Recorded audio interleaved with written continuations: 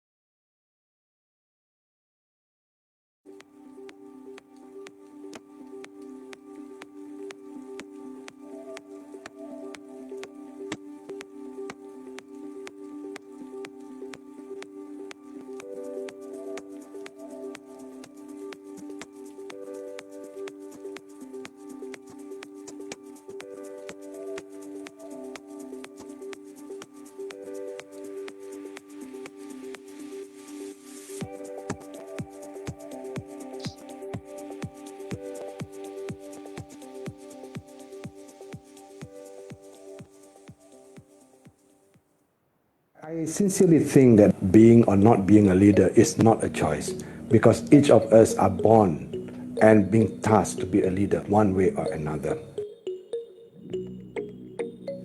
It is rightly mentioned in Surah Al-Baqarah ayat 30 that kita perlu menjadi khalifah di muka bumi ini. Itu adalah tugasan diberikan kepada Allah pada kita. Therefore, being a leader is not a choice. For that matter, we need to understand what leadership is all about. And leadership is never about power, it's never about stature, but it's more of responsibility and the amanah and accountability that is being given to one person. For that reason, the kind of leadership that we practice need to be governed, need to be guided through our clean heart. Have your legacy. Show your true potential. Let people learn from you. Be an icon. The extra things from all of us, apart from being academicians, is the ability to lead, because our institutions, the future of our generation, the future of Malaysia depend on all of us at the institutions of higher learning. Be strategic leader and be successful leader for the good of our organization. I believe the series is designed and implemented based on the assumption that leadership does matter. Leadership in most cases, if not all cases, determine the success and the failure of any organization.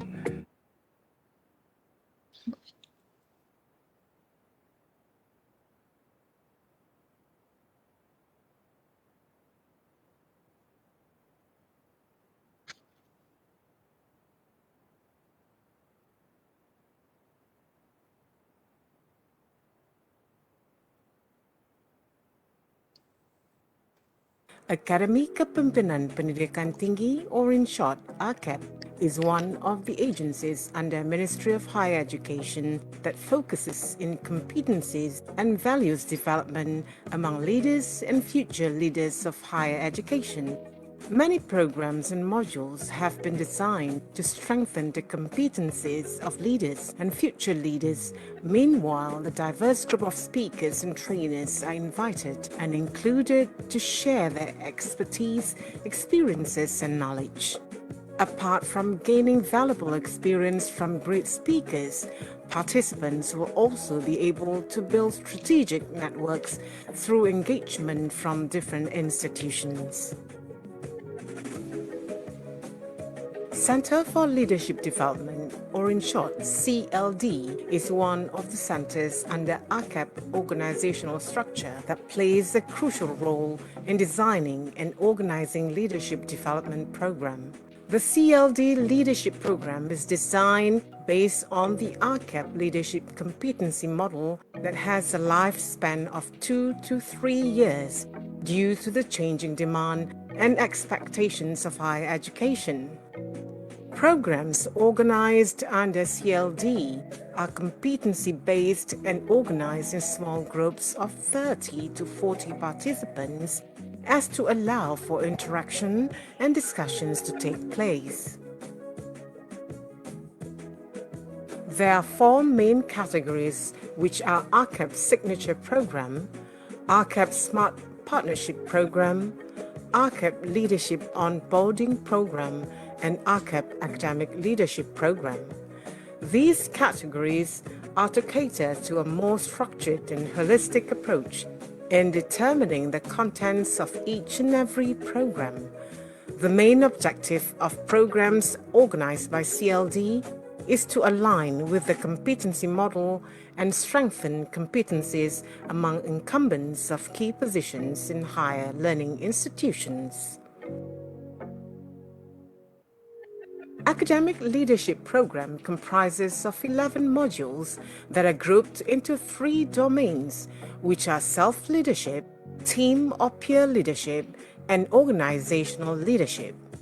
The contents are dedicated to the context and pretext of higher education in building competent academics in areas related to academic leadership.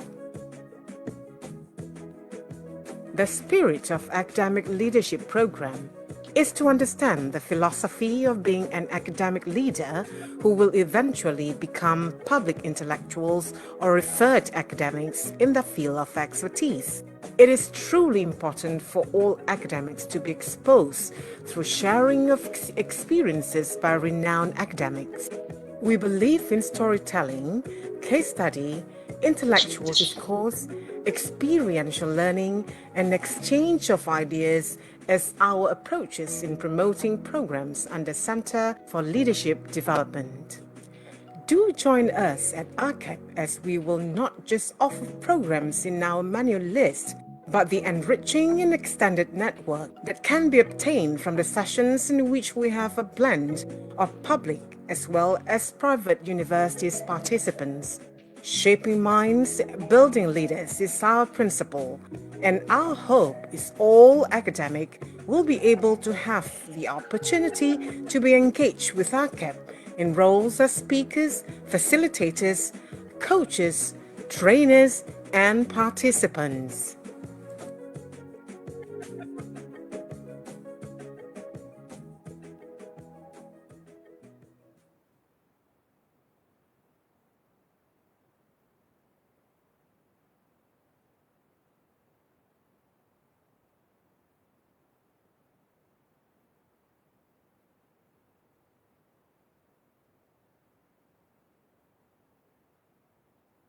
Today, at the dawn of a new day, 1 in 5 live on less than $1 a day.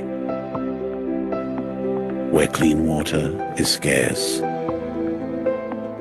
where healthcare is limited, where even one meal is hard to find, a brighter future can seem an impossible dream. But we can make a difference to the things that matter.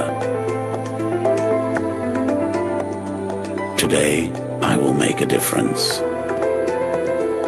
Today, I will nurture them. Today, I will transform them in their everyday, every song, every life, every dream, and every seed of hope. For them, their children, and their children's children. A brighter tomorrow awaits. Through the power of our commitment, today we make a difference.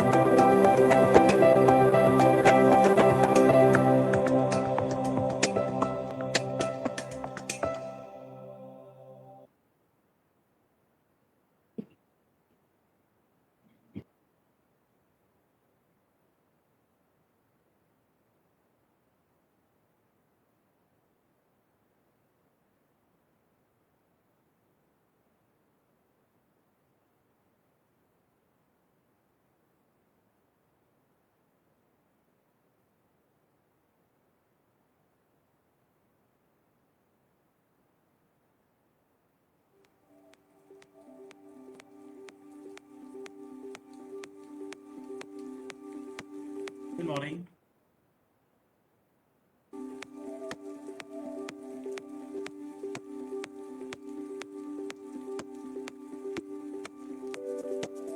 Hi, can you hear me? Yes. I can hear you. Yes. Yes.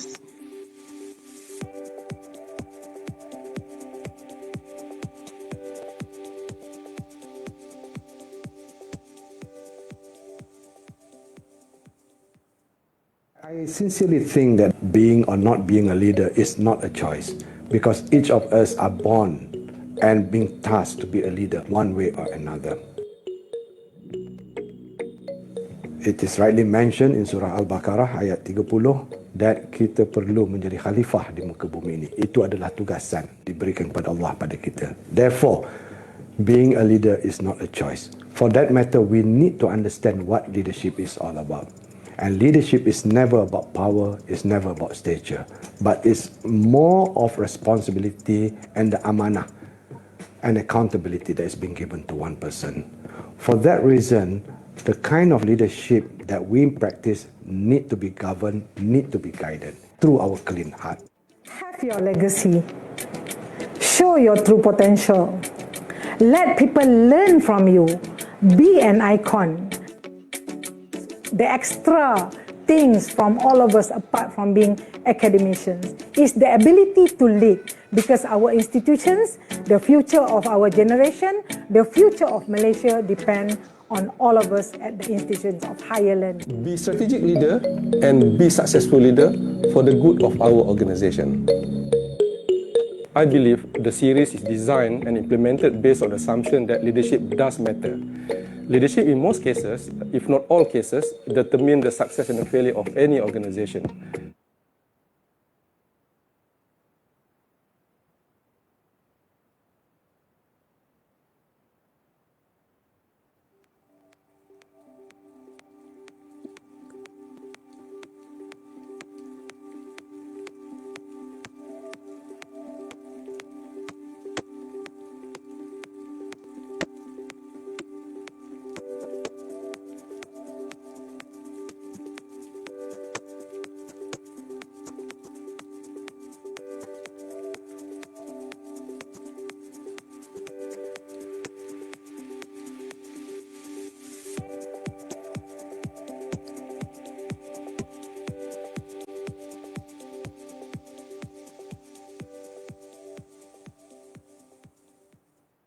I sincerely think that being or not being a leader is not a choice, because each of us are born and being tasked to be a leader one way or another.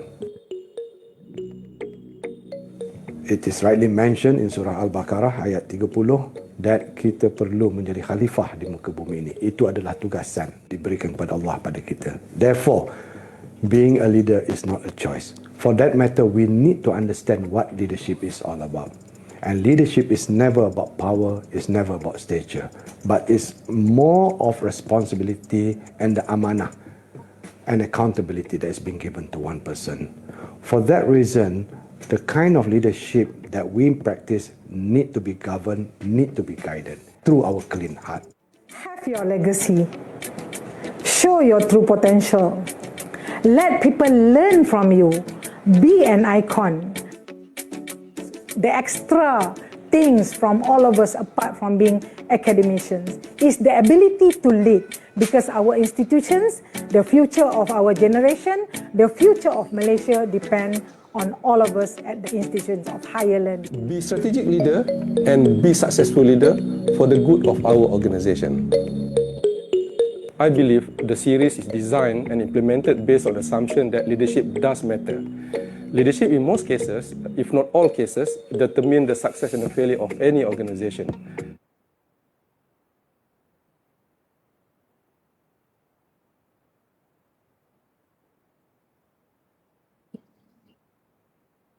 Academy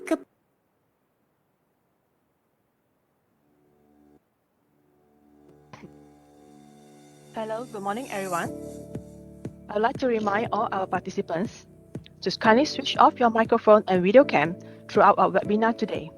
Thank you very much for your cooperation.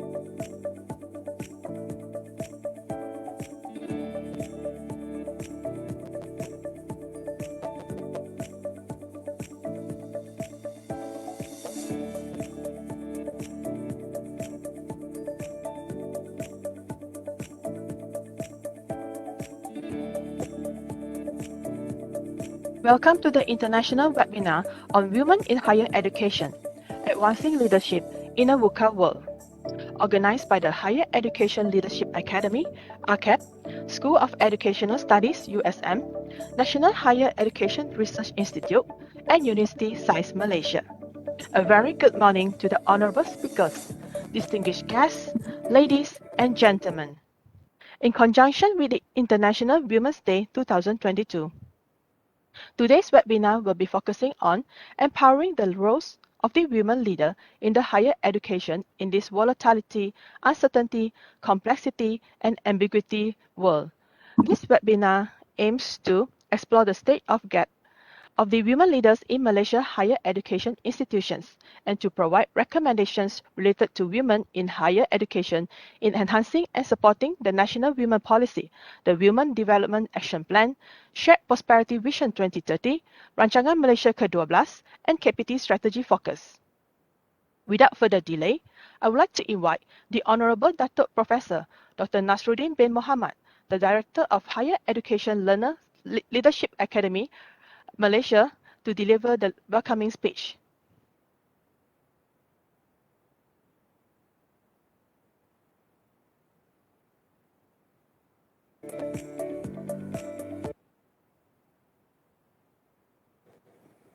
Bismillahirrahmanirrahim. Assalamualaikum warahmatullahi wabarakatuh. Salam sejahtera and good morning. The Honorable Professor Datuk Dr. Faisal Rafiq Muhammad Adikan, Vice Chancellor of Universiti Sains Malaysia, the Honorable Professor Datuk Dr. Narimah binti Samad, Deputy Vice Chancellor, Academic and International Affairs, the Honorable Professor Datuk Engineer Dr. Abdul Rahman Muhammad, Deputy Vice Chancellor, Research and Innovation, Universiti Sains Malaysia, the Honorable Professor Dr. Azlinda Azman, Deputy Vice Chancellor, Student Development and Alumni Affairs, Universiti Sains of Malaysia, the Honorable Professor Dr. Muhammad Roslan Hashim, Deputy Vice Chancellor, Sustainability and Institutional Development, Universiti Sains of Malaysia, the Honorable Professor Dr. Rahimi Cik Aman, Dean of the School of Educational Studies, Universiti Sains of Malaysia, the Honorable Dr. Muhammad Muftahu, Acting Director of National Higher Education Research Institute, the Honorable Speakers, Prof. Karen Raghunathan, Faculty of Education, University of Manitoba, Canada, Professor Abi Virakumara Sivam, School of Medical and Life Sciences, Sunway University, Associate Professor Dr. Chai Lei Ching, the Young Scientist Network, Academy of Sciences, Malaysia, honorable guests, participants, ladies and gentlemen. We are honored to welcome the participants of the International Webinar on Women in Higher Education with an apt theme, Advancing Leadership in a VUCA World. It is indeed a pleasure for us to be able to host this event in conjunction with the Women's Day, which was celebrated globally earlier this month. Although the webinar is conducted at the end of the month, nevertheless, we feel it is apt to have this event as a closure to the celebration by discussing women and leadership particularly. My fellow participants,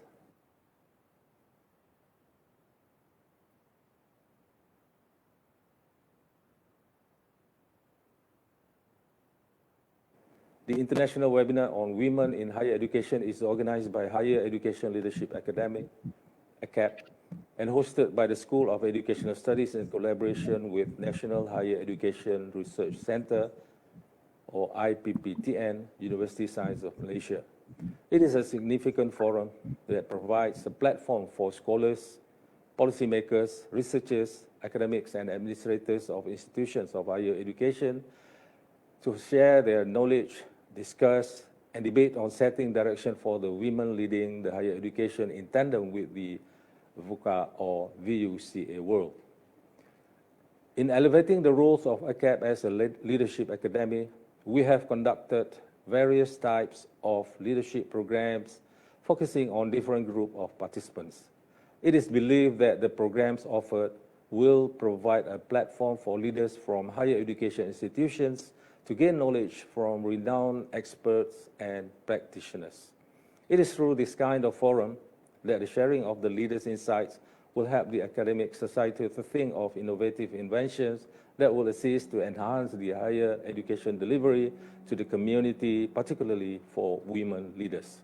Ladies and gentlemen, in conjunction with the International Women's Day 2022, with the theme Gender Equality Today for a Sustainable Tomorrow, this international webinar on women leadership in higher education is an important platform to explore the state of arts and gaps of women leaders in both international and Malaysian higher education institutions.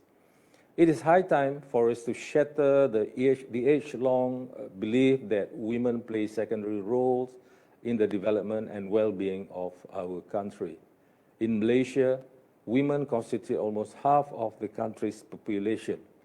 To be exact, 47.7% of the 32.5 million Malaysian population are women, who play a significant role in the country's development as well as in the socio-economic welfare of our families. Malaysia fully supports the United Nations Sustainable Development Goals, or SDGs. The fourth and fifth SDGs aim to achieve quality education as well as to achieve gender equality and empower all women and girls. The women in Malaysia's HEIs also played active role in advocating Malaysia as an international higher education hub. In 2021, there were more women staff, that is 56.8%, compared to men, which comprise only 43.2% in our public HEIs, which also hosts more women students, that is 61%, compared to men, or 39%. Gender equality is in fact a matter emphasized in SDG 5, is an essential factor in a country's security and stability. Excluding women from actively participating in society can increase the risk of instability. Gender equality is not only about doing what is right or about social justice. It is also an important element in economic development and a critical predictor of stability and security. When women are given a chance to reach their highest potential, the nation stands a higher chance of prospering as a whole. This suggests that achieving gender equality and empowering women today constitute an opportunity to advance a sustainable tomorrow. Gender equality is a fundamental human right and a foundation for peaceful, prosperous, and sustainable societies. Unfortunately, there is still a long way to go to achieve equality between men and women. Despite progress over the last decades, many of our challenges have been exacerbated by the COVID-19 pandemic, reinforcing stark gender disparities in economic, social, political, environmental realms.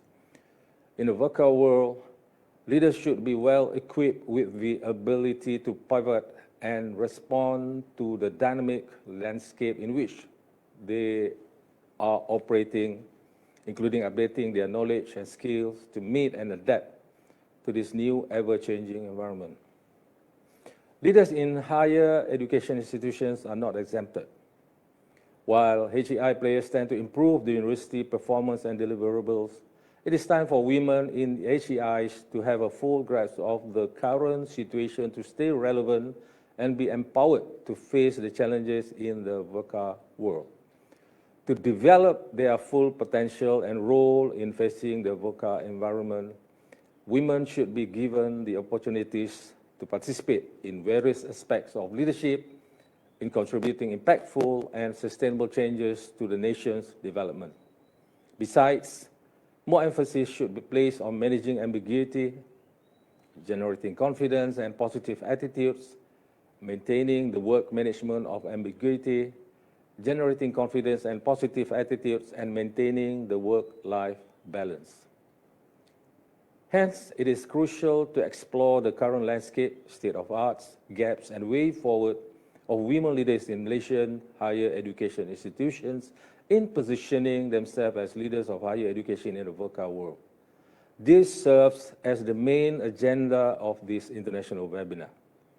We strongly believe that the output from this global webinar could provide recommendations related to women in higher education in enhancing and supporting the Sustainable Development Goal 5 concerns gender equality established by the United Nations and the local policies, including National Women Policy, the Women Development Action Plan, the WDAP, Wawasan Kemakmuran Bersama 2030, WKB 2030, Rancangan Malaysia ke-12, RMK 12, and KPT Strategic Focus. I would certainly like to extend my utmost appreciation to the School of Educational Studies, PPIP, and the National Higher Education Research Institute, IPPTN, University Sains Malaysia, as well as Center for Leadership Sustainability, AKEPT, that have been carrying out the other tasks as the Secretary of the International Women in Higher Education, advancing leadership in VUCA world with great commitment. Well done. In the words of Bismillahirrahmanirrahim, I hereby officiate the international webinar on women in higher education, advancing leadership in VUCA world. Thank you. Thank you, Professor Dr. Nasruddin. Before we start our session today, I would like to request all the honorable speakers, distinguished guests, and participants to switch on your video cam and remove your mask for a group photo.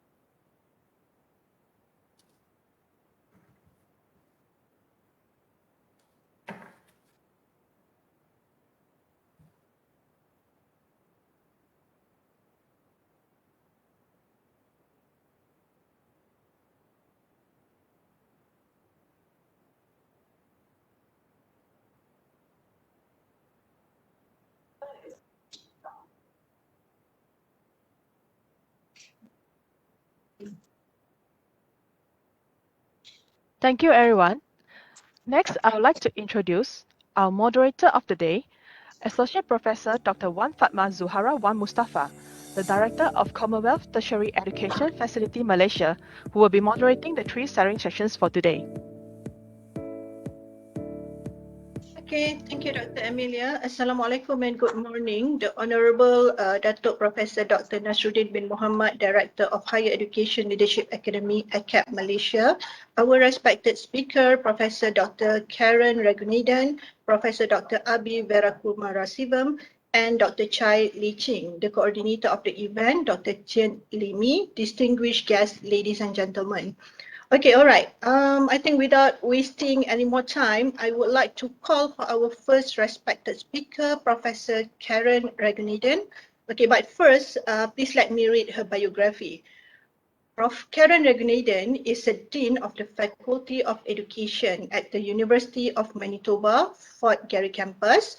Prof. Karen had received her PhD at University of Montreal, Master of Art from University of Manitoba, and also Bachelor of Art from College University de Saint Boniface. Okay, Prof. Karen Raghunathan has lived, studied, and worked in North America, Europe, Africa. Her publication and research interests lie in the area of mindfulness and well-being, culturally responsive pedagogy, and conception of teaching and learning. As qualified yoga instructor, this is very awesome. Okay, the concept of mindful educational practice is an integral component of her research and her practice. And as university teacher and researcher, her focus and commitment to educational leaderships and curricular innovation have been recognized by virtue of her on-campus, professional and also community work relating to equity, diversity, and inclusion. In 2020, in recognition of her dedication to making a significant impact on culture of teaching and learning, she also received the University of British Columbia Provost Office Teaching Excellence and Innovation Awards. In 2022, she received the Killiam Teaching Prize in recognition of her excellence and teaching. So now I would like to welcome Prof. Karen with the topic Women Leaders Wellbeing in Higher Education in VUCA World, an International Perspective. So Prof. Karen, the virtual floor is yours. Thank you very much, Professor Zuhara. It is a pleasure to be here. If I could please ask for my PowerPoint presentation to be put up, please.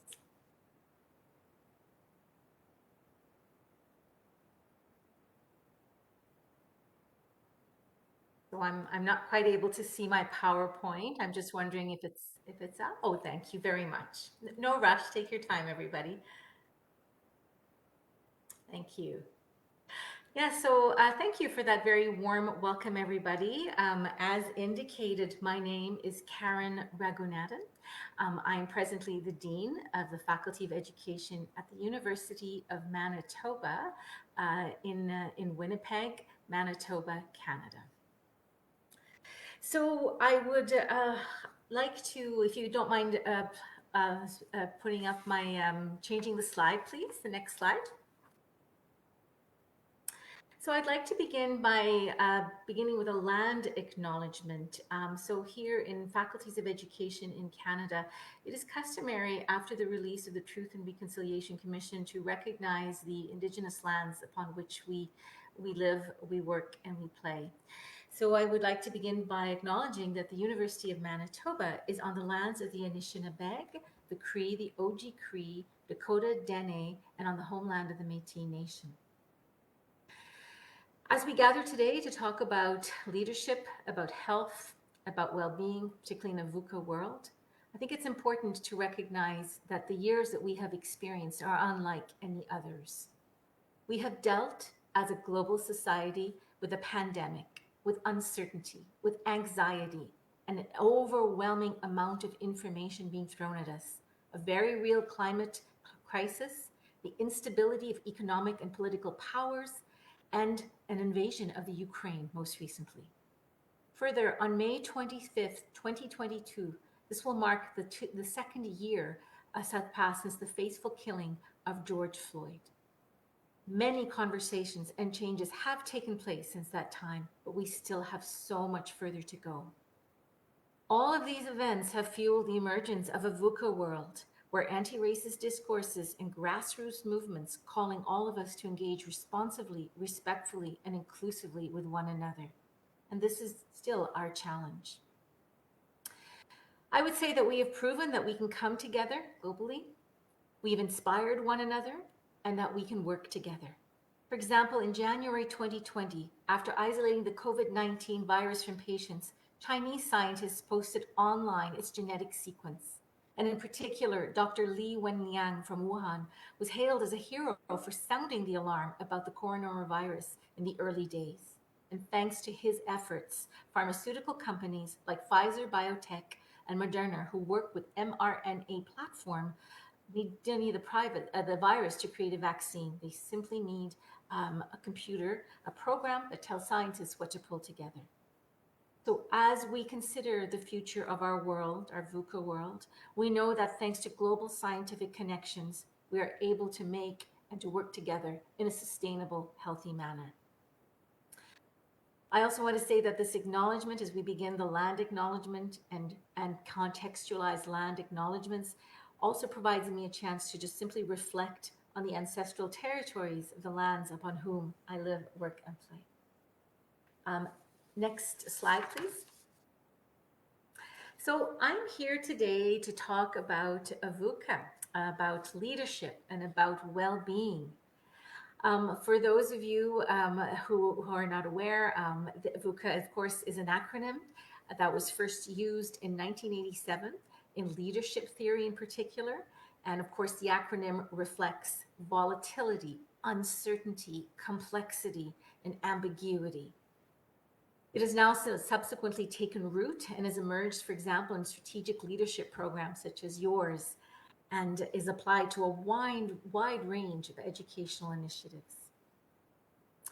And I would say the term VUCA is especially relevant today for us as leaders on this celebrating the International Women's Day, understanding the geopolitical context and complexities that we are all living. Next slide, please.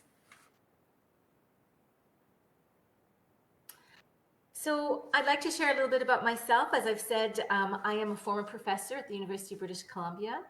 I'm a former advisor to the president of the University of British Columbia, and now I'm a dean on the Faculty of Education at the University of Manitoba. So in terms of my own leadership as a woman, it has been quite a complex and challenging context. And part of me coming together and talking to you is sharing a little bit about my own approaches to health and wellness. As was indicated in the bio, as part of my own cultural heritage, I've been practicing yoga and meditation from a very early age. I am a qualified Kripalu yoga teacher. I'm a certified mindfulness facilitator. And as a matter of fact, if academia had not worked out for me, my plan B was to teach yoga. So the image you're looking at now is during my time at UBC's Okanagan campus. I often looked at this image, it was right outside my office window. And this is a circle where we used to gather myself, my students when I was teaching, but also the staff with which I was working, often to learn, to practice, and to focus on our well-being. So we would do our mindfulness practices right here. So as I said in this talk, I will address in particular 3 points: leadership, well-being, and VUCA. So before I begin, I'm just going to invite all of you. I know that you've been invited to turn off your videos, and I firmly encourage that. But I also encourage you to take a moment to just pause, settle down, stand, to be comfortable, whether you're standing or sitting, and just simply be aware of where you are now, your breath maybe, where you are physically, what you're feeling, what you're smelling, what's around you, the sounds. And then just consider yourselves, as leaders, the leadership roles you've taken within your professional lives, but also within your personal lives, and how to marry the two so that you are able to be successful, healthy, and being able to recognize not just your own needs, but the needs of those around you. I just wanted to take a moment for all of you to consider these realities. Thank you. So now the next, we'll go on to the next slide, please. So I wanted to begin by speaking a little bit about well-being. I think it's important, if we're doing a talk in particular about well-being, to truly understand the concept of well-being. We know that in particular, well-being has many definitions. The one I pointed to here is simply just a recognition of the diverse and interconnected dimensions of physical, mental, and social that extend beyond the traditional definition of health as given by the World Health Organization, which is the absence of infirmity. You'll notice here with the, with the schematics here, that well-being also incorporates choices, activities that are aimed at achieving physical vitality, mental alacrity or clarity of mind, social satisfaction, and a sense of accomplishment and personal fulfillment. So I think within our leadership roles, if we just consider, these diverse and interconnected dimensions of what well-being means to us. Next slide, please.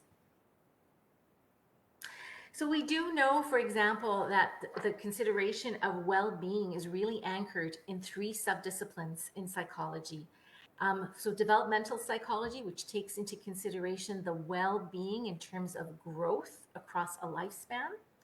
Personality psychology, which looks at, in particular, concepts of the self, concept of the individual, and in terms of maturity. But also clinical psychology, which looks at the absence of mental illness and constitutes psychological well-being. So those are very clear sub-disciplines in psychology that address what well-being is. And in particular, in my own work, and I want to say I'm not a psychologist, but 2 elements or concepts or theories that have stood out for me that fit into my own practice is distinguishing between the positive and negative affects, and defining that balance between happiness, between what is going well in my life and what is not going too well in my life. And also recognizing life satisfaction. So where I am in terms of my own career progression, my own work, for example, as I'm a new dean. I came in as Dean of the Faculty of Education July 1, and also my psychological well-being. Next slide, please. So this is a repeat, so we'll go on to the next one, please. So some of the models in particular of well-being that I looked at as I was considering the work that I was doing, the research that I was doing, is models by, for example, subjective well-being by Diener. And Diener in particular talks about 3 distinct interrelated components of well-being. And so he talks about frequent positive affect, so positive implications in our lives, infrequent negative aspects, but also cognitive life satisfaction. Carol Riff talks about the 6 model factor of well-being, and she includes in the factors self-acceptance, personal growth, purpose, environmental autonomy, and positive relations with others. So relations and connections. Finally, Keyes, based on Riff Works, talks about flourishing, where he talks about mental well-being and emotional well-being, and where those the balance of those 2 are important. Next slide, please. So in particular, I come back to Seligman, who is the father, considered to be the father of positive psychology. And within positive psychology, the whole concept of well-being has really attracted a lot of interest. So for example, according to Seligman, in flourishing, in his concept of flourishing, he talks about 3 paths to happiness. So an authentic happiness, he talks about a pleasant life, so a life of enjoyment, a good life where we see the beneficial effects of flow, and particularly a meaningful life. So a life that has meaning, where we have connections to one another. Next slide, please. And in particular, PERMA, so Seligman's theory about positive emotion, engagement, relationships, meaning, and accomplishment. So that is the letters, the acronym is the letters of his first, of PERMA. So he considers the fact that we are within, that our emotions are positive, that we're engaged in our day-to-day lives, that our emotions and connections, relations are important, that we have purpose, that when we ask the question, why are we doing what we have, that we do have, an answer for that. And secondly, accomplishments, the lastly, so PERMA. So I consider, as I look at the different psychological, I'll just go to the next model, please. And I'm just going to shut my blind here. I apologize. It is actually 6 p.m. in Canada here, so I'm a day behind you. The sun is shining brightly at me, so thank you. Next slide, please. So I really wanted, this is a theoretical wheel of wellness that I wanted to share with you, and that sort of encapsulates essentially what the different approaches in psychology and in particular Seligman's concept of flourishing, I thought really represent. So where we have the self and the four aspects of the self, whether it's our physical, emotional, spiritual self as well, that come into corporation. So how do we incorporate these different facets of ourselves, but, in leadership, considering in particular where we are within our roles, so in education, our families, our communities, and how it is that we look, each and every one of us, for self-care as we're moving forward. So next slide, please. So essentially this research, what shows us is that the concept of well-being, or looking at the term self-care, well-being for us in particular and leaders, is really a very complex, comprehensive facet, which incorporates many different variables. So not just the absence of infirmity, as the WHO, the World Health Organization, puts forward, but looking at our relationships, our communications, our connections, our meaning in life, our ways in which we engage with emotions. So next slide, please. So in my work, as you've said, I have done a lot of work in the area of research in secular mindfulness, in particular in Western society here in North America. I found that the theoretical concepts from psychology in particular, with their focus in particular on the attunement to the self, the attunement to the variables of the environment, of our community, of our families, and our work, has really come together for me in terms of mindfulness and what it is that, mindfulness in particular brings to me as a leader, which I'd like to share with you now. So essentially, some of my colleagues describe, we are noticing in particular, as I'm sure you are, around the world, a real resurgence of women, of gender representation, women in particular, across leadership roles. But along with that comes, of course, the real responsibility to ensure that we are being looked after and that we are being provided with the necessary mentorship as we move into these roles. And oftentimes the way in which we negotiate meetings, in which we address our leadership, is very different, in particular to previous models. And that kind of resistance can be wearing and can really impact essentially not just our, I would say, the actions that we need to take, but also our well-being. So some of my colleagues describe educational leadership, where we're all located, as the full catastrophe of the 21st century. So we have to ask ourselves, what are we doing in the middle of this full catastrophe? And I want to recognize that this is a play on words, reminding us of John Kabat-Zinn, who's considered to be the father of secular mindfulness in the West in particular, his book, Full Catastrophe of Living. There is a grain of truth that is deeply embedded in this analogy.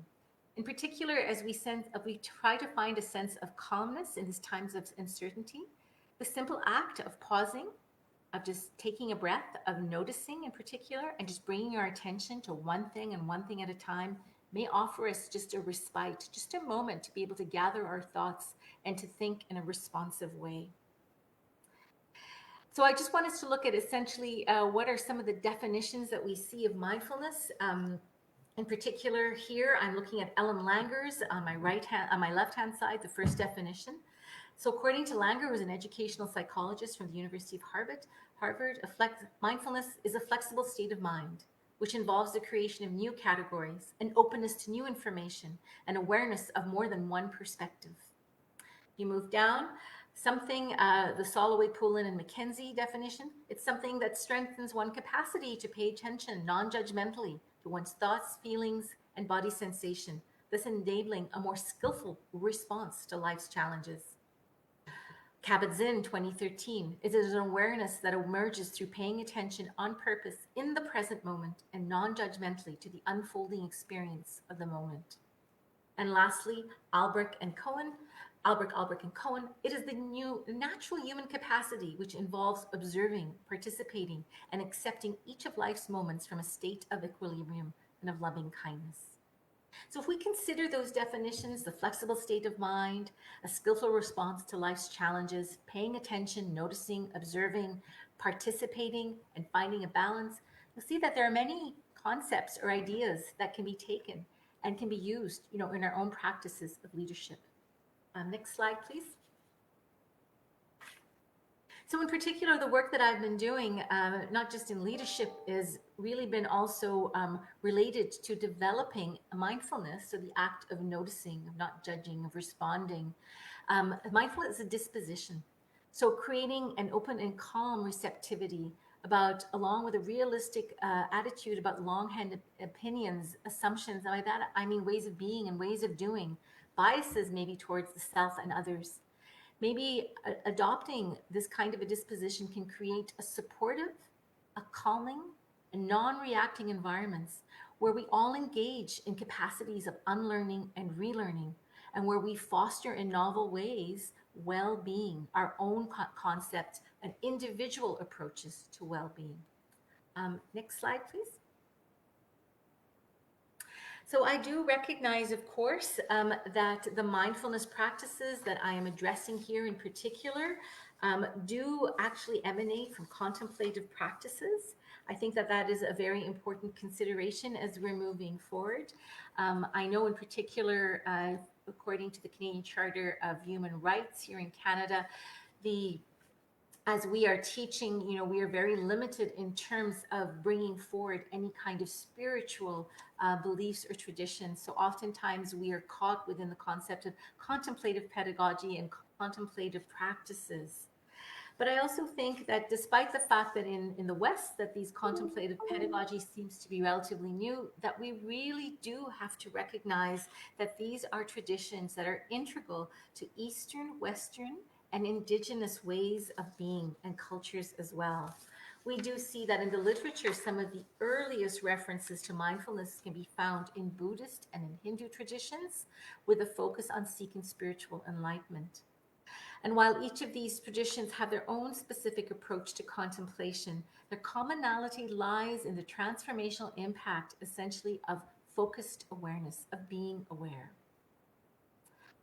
So we do know that this is not, that in the West in particular, approaches, John Kabat-Zinn, who's considered the father of secular mindfulness, moved away from more contemplative and Buddhist approaches, but really focused on research that was more quantitative, so based in health sciences in particular, that demonstrated the positive impact of introducing these practices into health. And more recently now, we're seeing a real advent and a push in education. Next slide, please.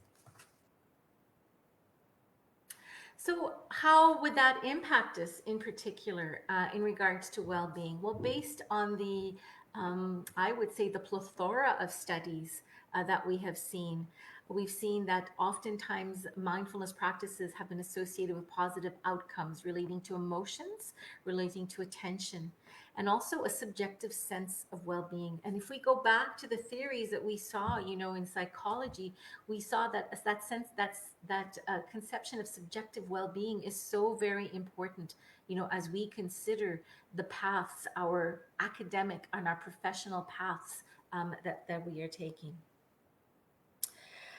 I would move on to the next slide now. Thank you. So as we consider as leaders in this VUCA world, when we're dealing, with the vulnerability, the complexity, the volatility, the ambiguity, how is it that we can find time to really I would say, commit to wellness practices in each of our lives. And I think that that is actually the challenge that we all of us face, in particular as leaders. I know that part of the practices that I engage in and lead, for example, in different seminars and talks, have to do with informal practices. So just taking the time to move away, from the multitasking that we're all engaged in and focusing on one thing and only one thing. So informal practice could be, for example, simply if we are eating or drinking, just focusing without the ever-present phone in our hands, and just focusing on what we are ingesting, and what it is that we are not necessarily planning to do before or after, but just being focused in that present moment.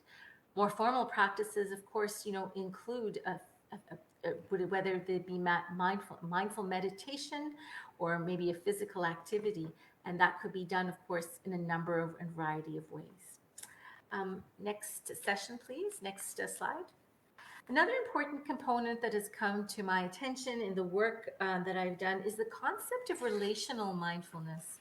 So relational mindfulness is essentially, a term that arises when we are in particular working within groups. So it supports the self-awareness of the present experience, the capacity to connect and become attuned to internal and external. I know in particular that there is a big body of research coming from Australia, from Burroughs in particular, who has written about relational mindfulness. And in particular, she refers to this in higher education as the capacity to support self-awareness and to connect once again with others. And that this is a very important component that builds relational competence amongst professionals when it is actually practiced as part of our professional way of being and doing. And in particular, Kitchen, who is a Canadian researcher, he identifies relational qualities like empathetic understanding, unconditional positive regard, focused attention as important leadership practices as we are engaging in our day-to-day lives. And he posits that these dispositions, this approach to relations, to connections, is an important component of leadership. Next slide, please. So one of the things that we've found, I come to you from the Faculty of Education. We do have a department which looks at educational leadership. Some of you may know my colleague, Dr. Pong Liu, who has been a leader in that regard. But in terms of educational leadership, what we have found is that introducing in particular stress management and resiliency techniques to students has been very beneficial as they engage in their own activities, going out into educational contexts, whether it's the schools, whether it be any sort of a professional practice that they engage in. Oftentimes, our students then go on to different administrative roles within the educational system or within government or within higher education. So our program here, which is called Smart Education as an acronym, is a curriculum that we operationalized and that we share, very openly, without any, I would say, without any financial remuneration on our part. This is part of the mandates that we have decided to do. It is a 7 or 8 page session, which we would be more than willing to share with you. Was there a question? I'm not sure. Okay. So if you're interested in the Smart Education, it is a UBC copyrighted curriculum about stress management and resiliency techniques, and we would be more than willing to share this with you. Please, next slide, please. So I'd like us now to just maybe take a moment, each and every one of us, and to consider what it is that you do within your field, within your leadership experience, and what it is you do to look after your own well-being. So we'll just take a moment.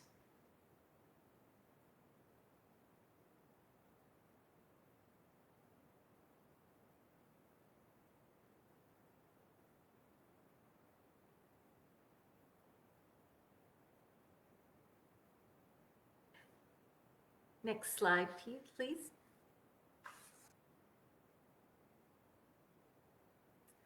Part of the research that I've been engaged in has to do with researching and discussing and asking, examining what are some of how mindfulness practices impact well-being, particularly in higher education. And these are some of the participant responses that we have received.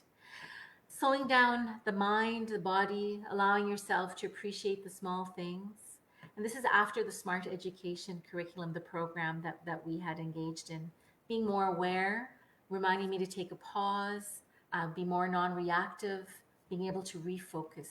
So I'm just sharing these as self-reported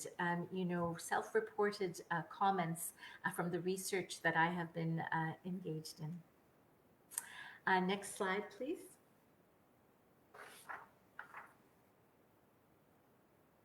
I'm just laughing here at the comment in the chat, the coffee and good music works. I completely agree. Please, next slide. Maybe we can't move forward. Yes, I see planting. I see always feel thankful. Yes, gratitude practice is part of our work as well. I'm just wondering if we could move forward with the next slide. Maybe it's stuck. Thank you. So I really appreciate the comments in the chat here who are telling me, essentially how they're sharing and how they look after their own well-being. And what I would say is these are very informal practices, right? Remembering to take the break for your coffee, planting, going outdoors. I know in particular that is a big component of the practices that we lead here, is doing them outdoors, is being outdoors, moving away, from the four walls of building, feeling the fresh air, the sun, the wind, and recognizing the impact, on our own wellness. I see Zumba as well. Yes, I completely agree. If we can have next slide, please. I'm really liking your answers in the chat. This is wonderful. Good food. Lastly, I would like to just mention, of course, the importance of communities of practice. So one of the things we've noticed as we engage, in our leadership roles is the importance of having connections and relations. One of the first things that I did as the dean at the University of Manitoba was I reached out to other new leaders in my field. So other men and other women who were new deans as well.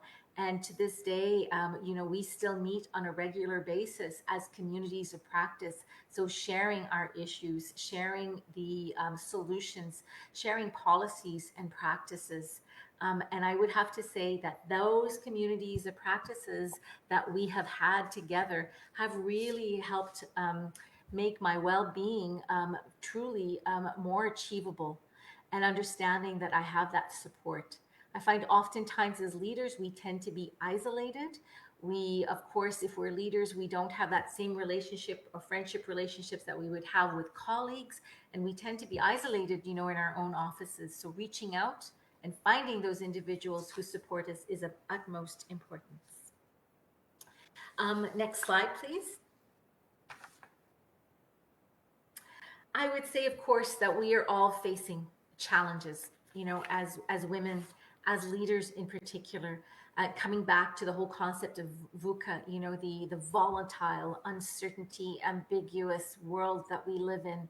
And how is it that we engage along with the rest of the responsibilities and roles that we have within society, within our own work environments, with these with these. And so these are some of the comments that some of my the participants in our research indicated, that oftentimes the practices, when they were done maybe in communities together, work, but that was not possible once they went back into the day-to-day lives of their personal lives. It was challenging sometimes for some to practice with other adults, and I think that just points out to the importance of finding individual practices that work for each and every one of us. And then, of course, there was the comment about working on non-reacting. So in leadership roles, finding the time to pause, to listen. And even if sometimes the comments are directed at us personally, to just simply Take a moment and respond instead of react, and simply being aware of physical emotions, as we're going through these very stressful moments. Next slide, please. I would say that an important component of well-being as we are considering, different stressful, controversial environments is that mindful attunement. As I said before, the importance of understanding emotions. For example, that emotions are simply appear, that we cannot control them. And that we need to move away, I think, a little bit from the concept of bad emotions or bad emotions or negative emotions. We simply are subject to whatever arises in the moment. What we can do is take the time, though, to respond, to understand why we are feeling this way.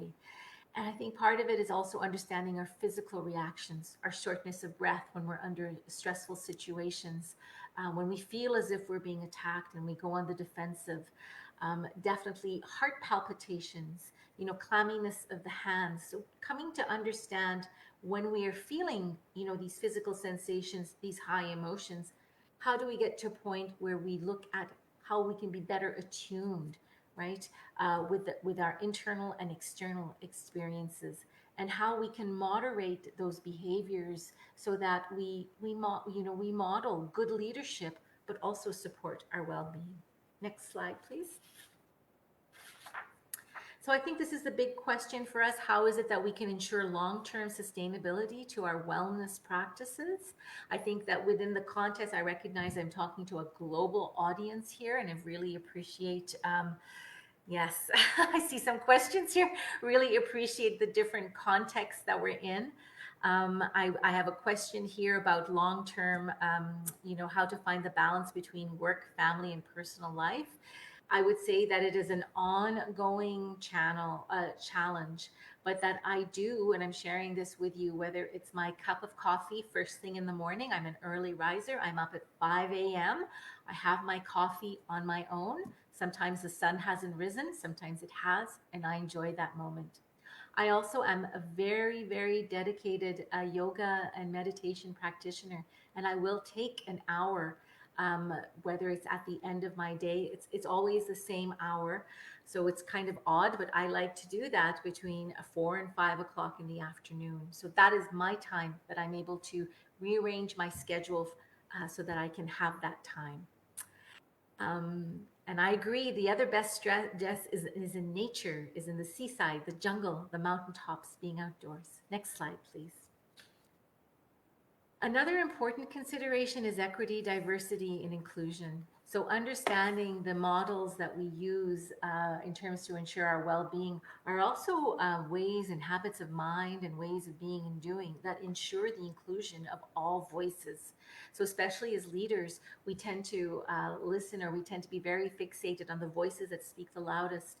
And I think using these practices in particular, where we pause, we notice, we observe, we come to recognize who are the voices in the room who are not speaking, or who is not present in the room and should be present as we are moving forward, making decisions that impact our institutions. Next slide, please. I would say an important component for all of us as leaders is to continue on with professional development in this area. As a new dean coming into this role, I received professional development on budget, on human resources, on promotion and tenure. The one thing I didn't receive professional development on was how to manage and how to ensure, my own well-being. And so that has become, a priority for myself, for my faculty, my staff, and our students as we're moving forward. Next slide, please. And I would say, leadership and education, it is complex, it is challenging. I noticed before that we talked about you are born a leader, leadership just comes upon you, is emergent.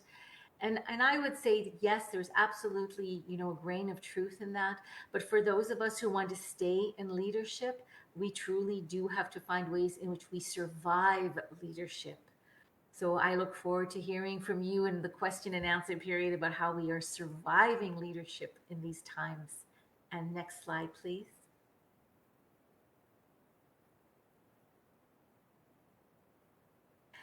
And I think, to conclude, I would say for me personally, I've shared my experiences with you in terms of how mindfulness practices, my yoga practices in particular, meditation practice, have become truly an important component of my leadership. And in terms of my mindful dispositions is something that I have really engaged in and I'm thoroughly, as you said, committed to. I recognize that this is not the case for each and every one of us. And I look forward to hearing, from you in terms of your own approaches as leaders in this regard. And my last slide, please. I just want to recognize that the research that I've been doing and the work that I presented has been funded by the Social Sciences and Humanities Research Council of Canada. I want to thank the organizers for inviting me today. It's been very interesting being in this context and listening to your chats. I would like to stop now and open up the discourse, for questions and answers. So maybe if we could stop the slides and I could see some faces, that would be great. Thank you for the chats. I'm really enjoying reading it. Okay, thank you, Prof. Karen. So I also enjoying all the answer in the chat box. Okay. If you have any question, you may write the questions in the chat box so I can read it to Prof. Karen. But before that, I have one question, yeah, Prof. Karen, to you. When it's come to life satisfaction, there are actually two theories. Yeah, the first one is the bottom-up theory, which says the person experience is true overall life satisfaction when he or she is happy with each and every aspect of life, right, including work, personal relationship, health, and other area. Whereas the top-down theory says the people satisfaction will influence their life satisfaction. Okay, as a leader of organization, do you think the top-down theory is more appropriate to be adapted? And if we adapt the top-down theory, okay, where the people satisfaction is a priority, so how about our life satisfaction? Yes, so thank you. So your question has to do with the implementation of top-down theory and how it relates to life satisfaction, right? And in particular, because of course we're all involved in relationships and connections. So that is very interesting. I would say that my leadership role is quite different. Approach has been quite different to the former dean in this faculty, where it was more of a top-down approach. And I think the faculty, when I came in, and have adopted more of a distributed leadership where I engage in a lot of I will make decisions when I have to, but I engage in consultation. I make informed decisions based on policy and based on procedure and processes. In my experience, I would say that approach of distributed leadership, and this is of course just me in particular, has worked for me. Because I am able to, it is hard to engage in consultation because you often hear things that are directed at you that do not support in any way life satisfaction, right?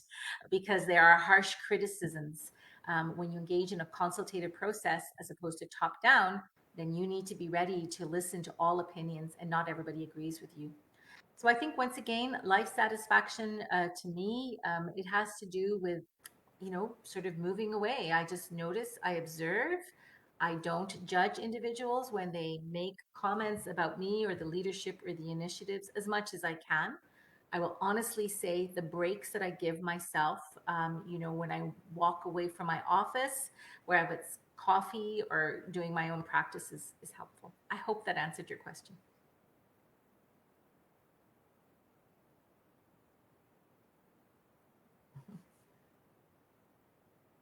Yes, and I see somewhere here, love yoga is the best therapy for, I know, I did a yoga class before coming in today. Yes, I completely agree. It is 1 hour where you're just focused on your breath, you're focused on movement, and ending, in a meditative stance. So working through the physical, the emotional, and then coming back to a more spiritual practice. I find that very beneficial. And as you've said before, being outdoors, just simply being outdoors. I live by a lake, so I'm close to the water. That was just my timer to let me know I should stop talking. So I'll stop now and see if there are any more questions. Go ahead.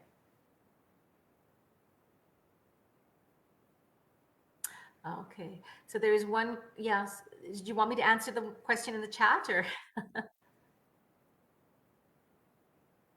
I can't And hear as you. for your opinion, okay, what do you think about me time? Because when you have family, some define this term as selfish. Okay, so how do we put this me time in terms of acceptable in family commitment scenario? Yes. Yes. So I have three daughters. My family, we have three daughters. And yes, I would say that, balancing, because as we know, our leadership roles, it doesn't end, at 4 o'clock. We go home, we have our time with our families. And we have to define, the needs in particular, of our children, our husbands, as we're moving forward. And I would say, as much as possible, the way that I've been able to do this is incorporate my own children, my own family in my downtime. So whether it be going outdoors for a walk, I really enjoy cooking. So engaging my family, in cooking practices, which is informal, but just getting them, to concentrate, to be, to take that break from their own workload. I have to say that my girls now are all grown up, so the me time is a little easier for me to engage in. But finding that balance, I will be honest, oftentimes it meant less sleep. That's one of the reasons why I am up so early in the morning at 5 a.m. I've just developed those habits. And I would say trying to integrate and incorporate, my family into my travels. For example, if I go to conferences, I would make a point of bringing. I would try to bring my family with me, but it's very hard finding that balance, and it's very individualized. Okay, there are more questions for you, Prof. I'm sorry. Uh, Lighten the meaning of acceptance when different personality argue on a topic, or especially your partner. So if I understand my concept of acceptance. Yes, the concept of acceptance when you argue with your partner.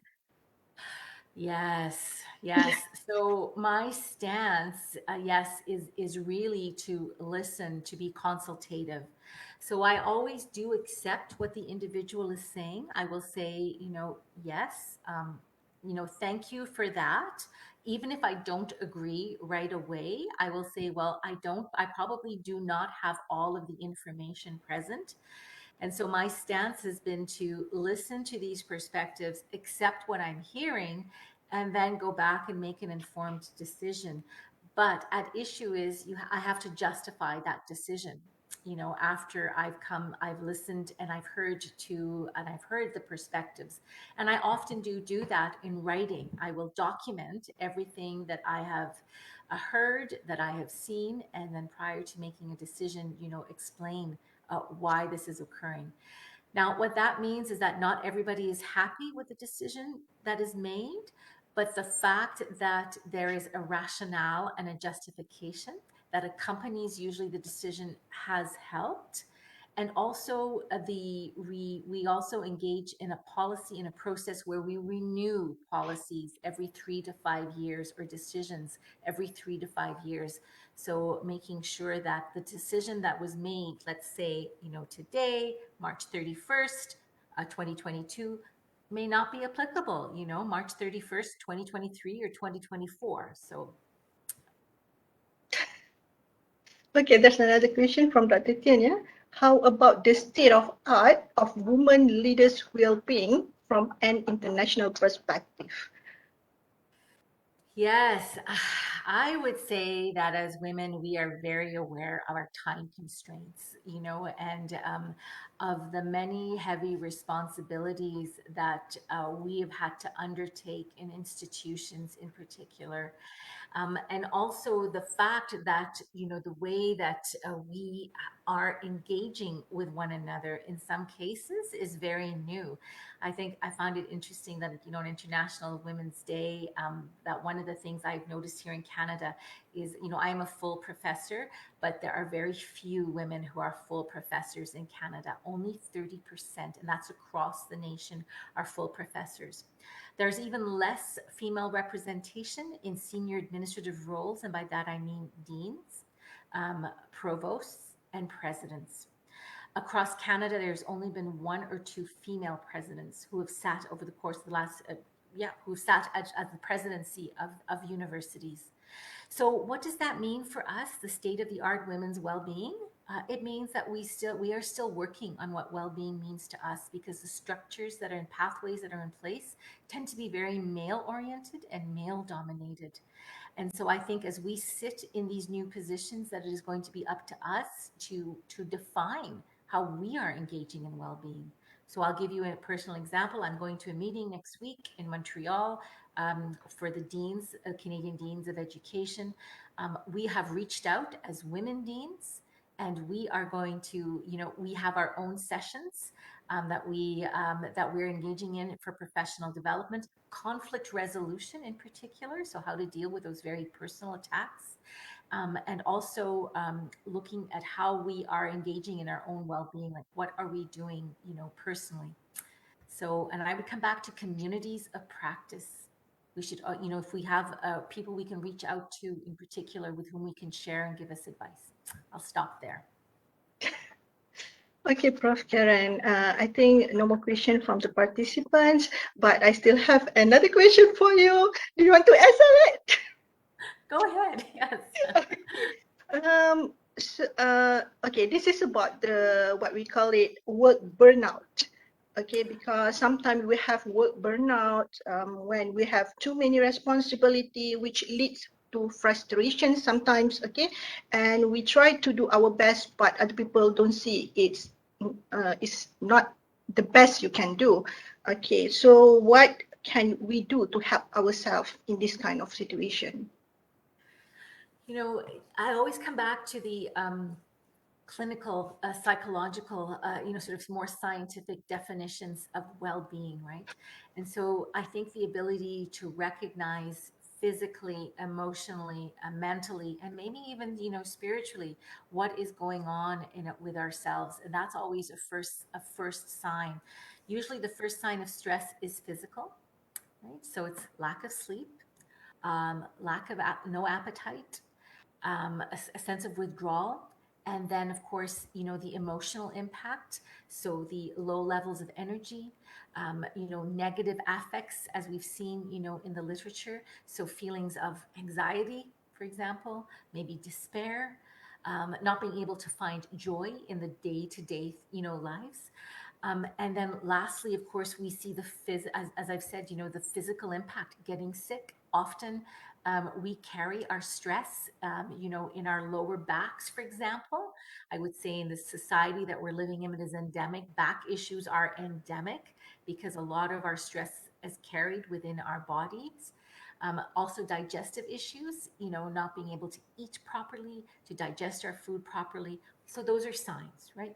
And I think that we need to be aware of those signs first and foremost. What to do? You need to take a break. And I know that that is so very hard because we're also deeply, deeply committed, to our work in particular. But finding ways in which we can disengage, so whether it's from our phones, which have now become sort of a part of our appendage of our lives, our work ourselves, I think that's an important consideration. One of the things I'm doing presently with my associate deans and the department heads that I work with is ensuring succession plans. So identifying individuals within our environment, within our institution, who can step in, maybe at a moment's notice, so we have a break. So that's what I would say. Awareness of our own need to take a break, succession plans for sure, having individuals who can step in. And then I always come back to communities of practice. Have your community of individuals, maybe women, maybe men, who can help you. Okay, thank you for your answer, Prof. So I think it's already 7 minutes. Thank you for your very interesting and meaningful talk. Okay, so we will have a break for 5 minutes, okay, and we will start at 10:15 with more interesting topic after this on the gender equality and equity. Okay, thank you everyone. I see you in 5 minutes time. Bye-bye. Thank you very much.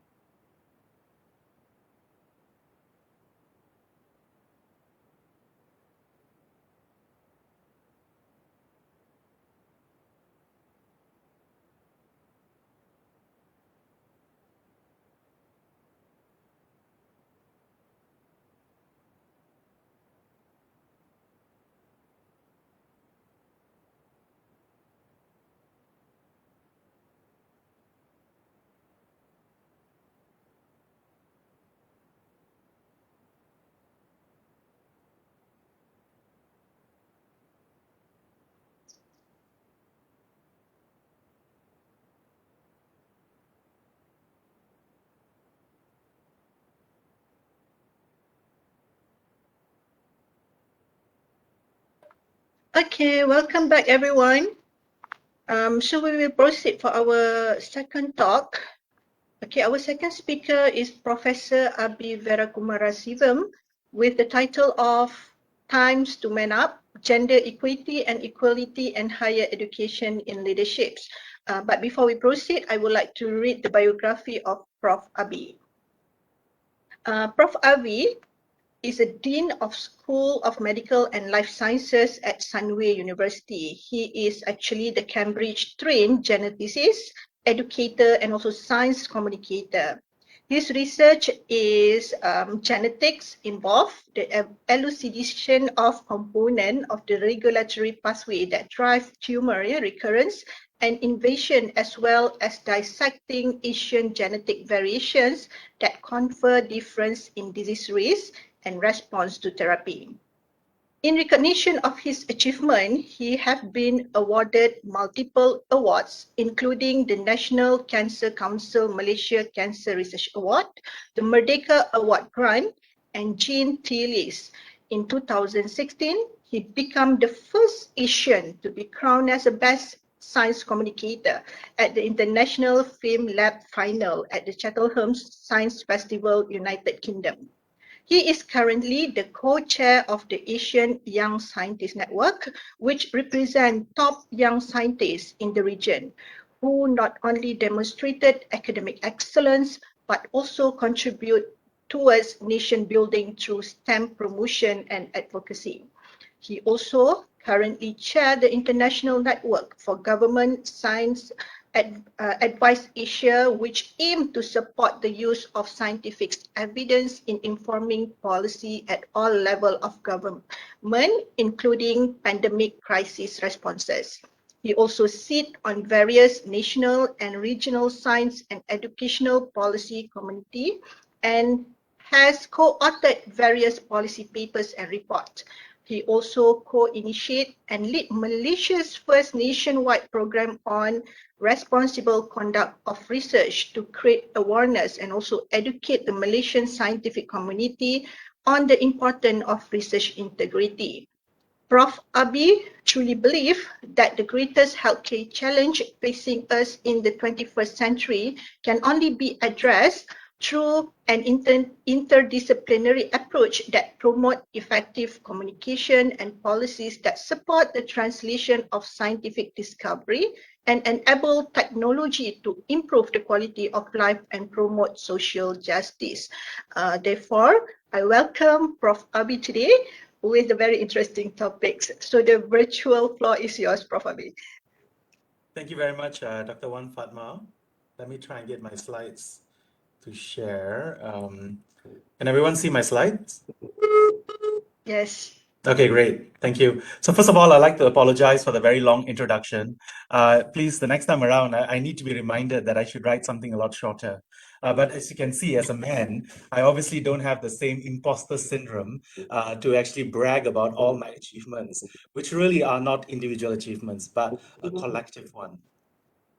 And so thank you very much to AKEPT and the organizers for giving me this opportunity. And when I was actually asked to give this talk, the title that was actually offered was about leaky pipelines. And I was like, no, I'm not going to do that. I think it's really, really important that I explain why I've chosen this particular topic today. And I'll start off by ensuring that we actually have a disclosure slide. Yeah.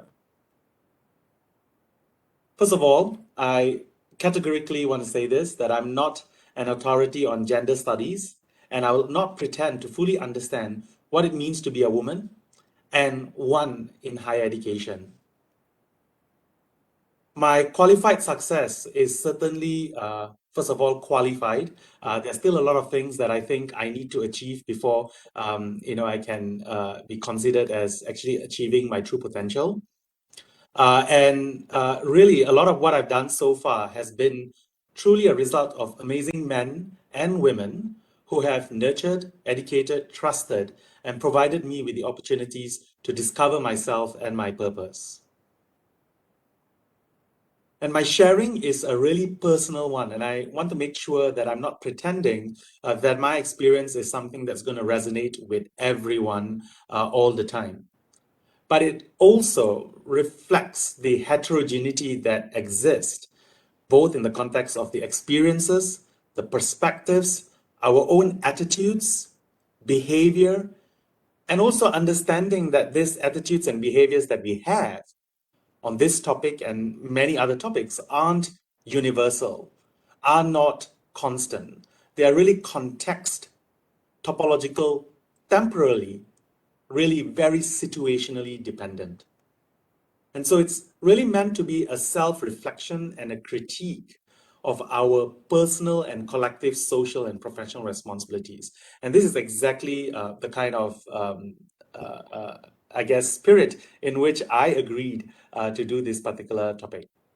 I just realized my slide order is slightly messed up, so I'm going to go back to the second slide here and then jump another slide. The reality is that it's still a man's world. And we heard today from the AKEPT director a couple of statistics, and we also heard that even in countries where we think there's definitely a more outwardly expressed support for equity and equality at many different levels, even a country like Canada has got its own legacies as well as current inequity and equity issues. And so these are some statistics that collected from the main media as well as the literature out there. And you can see that women in Malaysia are underrepresented in all levels of decision-making positions.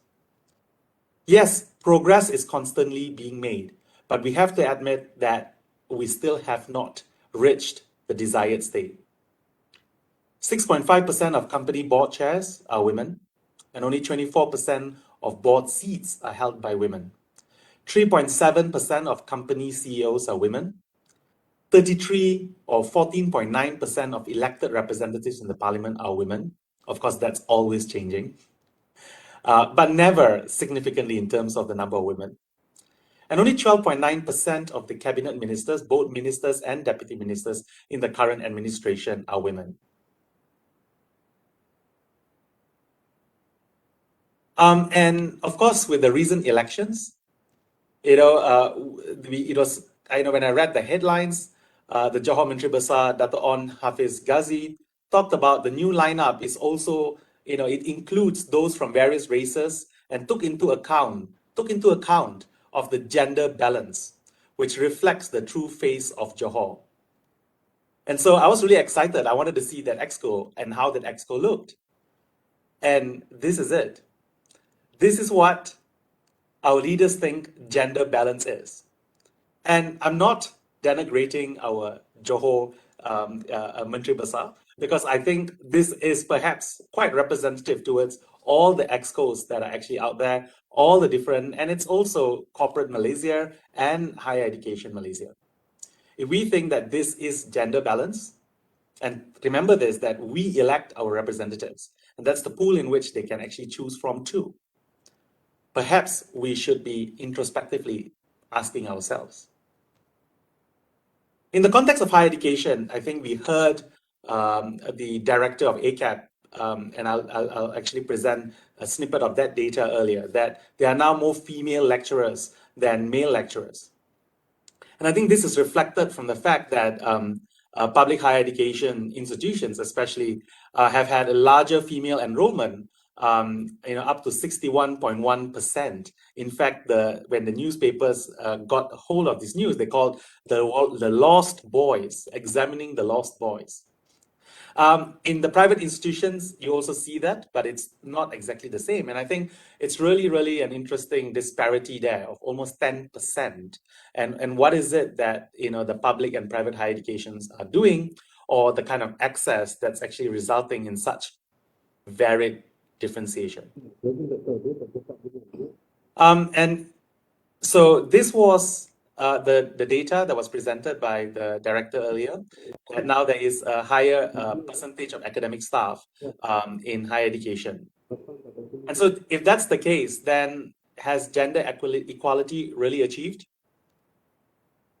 I think we need to deep dive a little bit into the data that's there. And maybe the data has changed in 2022 because this data essentially of 2020. Female lecturers outnumbered male lecturers by 58.8% to 41.25. But when you go down to associate professors, it drops to 45.6. And then when it goes to female professors, it drops further to 31%. So we're not too dissimilar to what the statistics that we heard from Canada earlier. Some may argue that this is just, perhaps a time factor because it's only in recent times we have had more women lecturers. Will this now change in say 10 or 15 years time? I hope so. But I think we need to be conscious that certainly this agenda needs to be pushed so that we also ensure that it reflects the reality on the ground. And it's also equally interesting that in the public higher education, it's 31%, but in the private higher education, only 19.6% of professors are females. So that's also an interesting, I guess, research question that we need to deep dive to understand why this is the case. But most importantly is that we cannot deny that it is the case, that there is a gender equality gap in our senior academic roles. And if you go even higher, in 2020, only 2 of the vice chancellors in public universities were women. 4 were appointed as deputy vice chancellor, 1 as the chair of the board of governors, and 42 of the board members were women. And you can see that the numbers are all between 5 and 20%, perhaps reflecting our Johor Exco. A quick check as of today, among the top 5 research universities in Malaysia, none of the appointed vice chancellors are women. And of the 19 appointed deputy vice chancellors, only 26.3% are women. And I'm sure many of you are thinking, but there are so many amazing women, right? Our recent minted tokoh academic negara, Dato' Asma, right, will, arguably, such an, amazing individual, my really dear mentor. I also tease her that she's my professional mother who scares the hell out of me, but also has provided me with amazing opportunities and has inspired me to do so many things. And she's a lady of so many firsts, right? Led so many different universities and has proven, that you can be strong and yet you can also be nurturing and caring. But Dr. Asma Ismail is not the only one that I've had the privilege of being mentored and being provided these opportunities. Many of you, know that I got trained in Cambridge, but my first degree was from UPM. And I also worked at UPM for 10 years before coming to Sunway. And I must thank this woman here, Professor Datin Paduka Dr. Aini Idris too, who has provided so many different opportunities to me personally. But many will argue her leadership at UPM, from the time when she was a dean to the graduate studies, to being a deputy vice chancellor, and then to a vice chancellor, has been the best thing that ever happened to UPM. And for me, that amazing opportunities that she created, that natural instinct of caring, making sure that she balances institutional interests with a personal interest, will always be something that I'm inspired by in the way I then deal with my younger colleagues and peers. And then we have Professor Datin Paduka Khatijah Yusof. So we are constantly arguing and fighting. But she is my dearest research collaborator, whose research achievements I can only one day hope to achieve even 50 or 70% of what she has done in her lifetime. And for me, just having the opportunity to learn from somebody who perhaps is about 4 times less in terms of volume, but certainly 4 times more in terms of impact and all the good things, is a really humbling opportunity to realize that great things can come in all kinds of different packages. And These days, for the last 5 years, I've had the opportunity to work with another amazing leader, Professor Dr. Elizabeth Lee, who embodies all the different characteristics that I've actually mentioned, but most importantly, another word, which is called sponsorship, that she's able to put her own reputational risk to provide me with those opportunities to drive my agenda. So I've shown 4 amazing women, but you might argue that these women perhaps had the time to develop themselves. Many younger women are just not ready. And this is where I will also say that's not true. I was really lucky to be a founding member of the Young Scientists Network, and then having the opportunity to become the president for a while. And when it was time for me to step down in 2016, we've decided, and it was really the foresight of the exec that decided that the best to take over from my leadership would be Dr. Chai Lei Cheng. And Dr. Chai, together with many female individuals that you see on this website and many who also served in the Exco with me, continue to inspire me because these individuals are certainly way more talented. Perhaps they are not as shameless as me. Maybe that's the only thing that perhaps sets me apart. But they are certainly way more talented, way more, gracious, and most importantly, they provide the diverse perspectives, and they provide the one value that we kind of don't appreciate, that leadership is not about age, but leadership is about the intrinsic character of that individual and really the ability of that individual to express their value in different situations. And so I don't think, and I know for a fact, that we certainly don't have an inequality in terms of potential. The question is, do we have, or can we create an ecosystem that can actually create and translate that potential into the reality that I'm sure everybody in this webinar is actually aspiring for? And so the big question is, oh my God, why do I have to listen to a man to tell me what women need?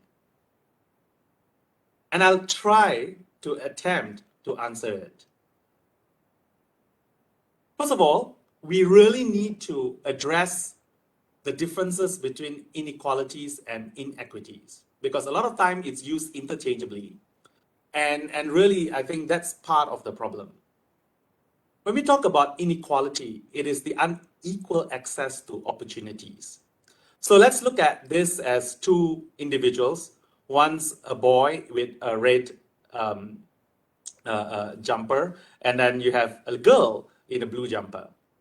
And if you are an equally, good parent, you'll say, I'm going to be equal. I'm going to give 50% of the land to my son and 50% of the land to my daughter. And, wherever the apples drop, that apple is that particular child's. And just looking at this tree, you will know that while the amount of space that individual has is the same, the number of apples will not be the same. And so then you say, okay, let's talk about equity then, right? How can we, and before that, maybe say, okay, but let's make sure we evenly distribute the tools and assistance. Must give them equally because I love them equally. You might give them the tools, and now one might say, okay, I don't have to rely on the luck for the apple to drop. Now I've got the tool to go and pick those apples myself, my own effort. But hey, your daughter in blue does not have the same opportunity. She might have the same tools and assistance, but certainly not the same opportunity. And this is, I guess, to a certain extent, why all of us sometimes feel like an imposter, because we are constantly placed in different circumstances. Our KPIs at the end of the year ensures that we all have to tick the check boxes. It doesn't look at what is it that we are great and amazing and celebrate that, because that compensates for some things that we perhaps will never be able to do. Much like a fish. If you ask the fish to climb the tree, the fish will never be able to do that. And that's where, meritocracy, and I think in Malaysia, it's always been a touchy issue. And that's because of some of our affirmative action policies, which I actually support. Because this cartoon really illustrates why this notion of meritocracy, if we only look at it through a lens of equality, is a problem. For example, Jim on the left, if you measure Jim and Seng on the right, purely on the final output, which was the marks, you'll say Jim is the amazing kid compared to Seng. But look at their IQs, they're actually equal. But their performance in the exams aren't. And why is that? Because one kid has all the support, whereas another kid has to do housework and certainly lacks those support. And we measure people only through one lens. You'll find that our definition of success is different. And that's where equity comes along, because it says that actually the playing field is not level. And there needs to be an address that you have to address the importance of actually making sure that somebody actually has that equal chance. And that means you have to customize the tools, you have to identify the problem and address that. And so in this case, of course, for the girl, she needs a higher ladder, right? And therefore, then she might be able to get apples. But if you actually look very closely, there's still more apples on the left, because there is a problem at the root.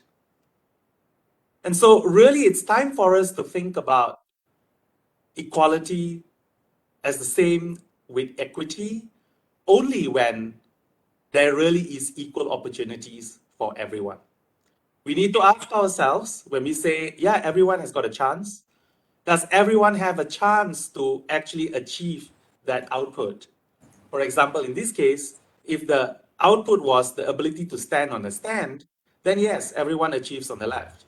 But if what you desire is to watch football, then in this picture, on the left, only 2 could see.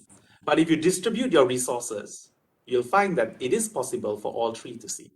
And that's equity. And there are many ways to look at equity, and many ways in which the principle of justice comes there to actually address equity. And it's all about fixing the systemic root of the problem. True, at some point, you want to make sure that you live in an equal society. And that can only happen if, in this case, you fix the root of the problem. And once you do that, then perhaps everyone can equally compete without the need for differentiation. I've had the opportunity over the last 5 years to work on various different projects to be able to try and understand the state of young scientists in Malaysia and the region. And I'm just going to share with you some of the results from this study. And I know that it's 5 years ago, and perhaps it's time, perhaps, I was talking to Associate Professor Dr. Yazrina just now.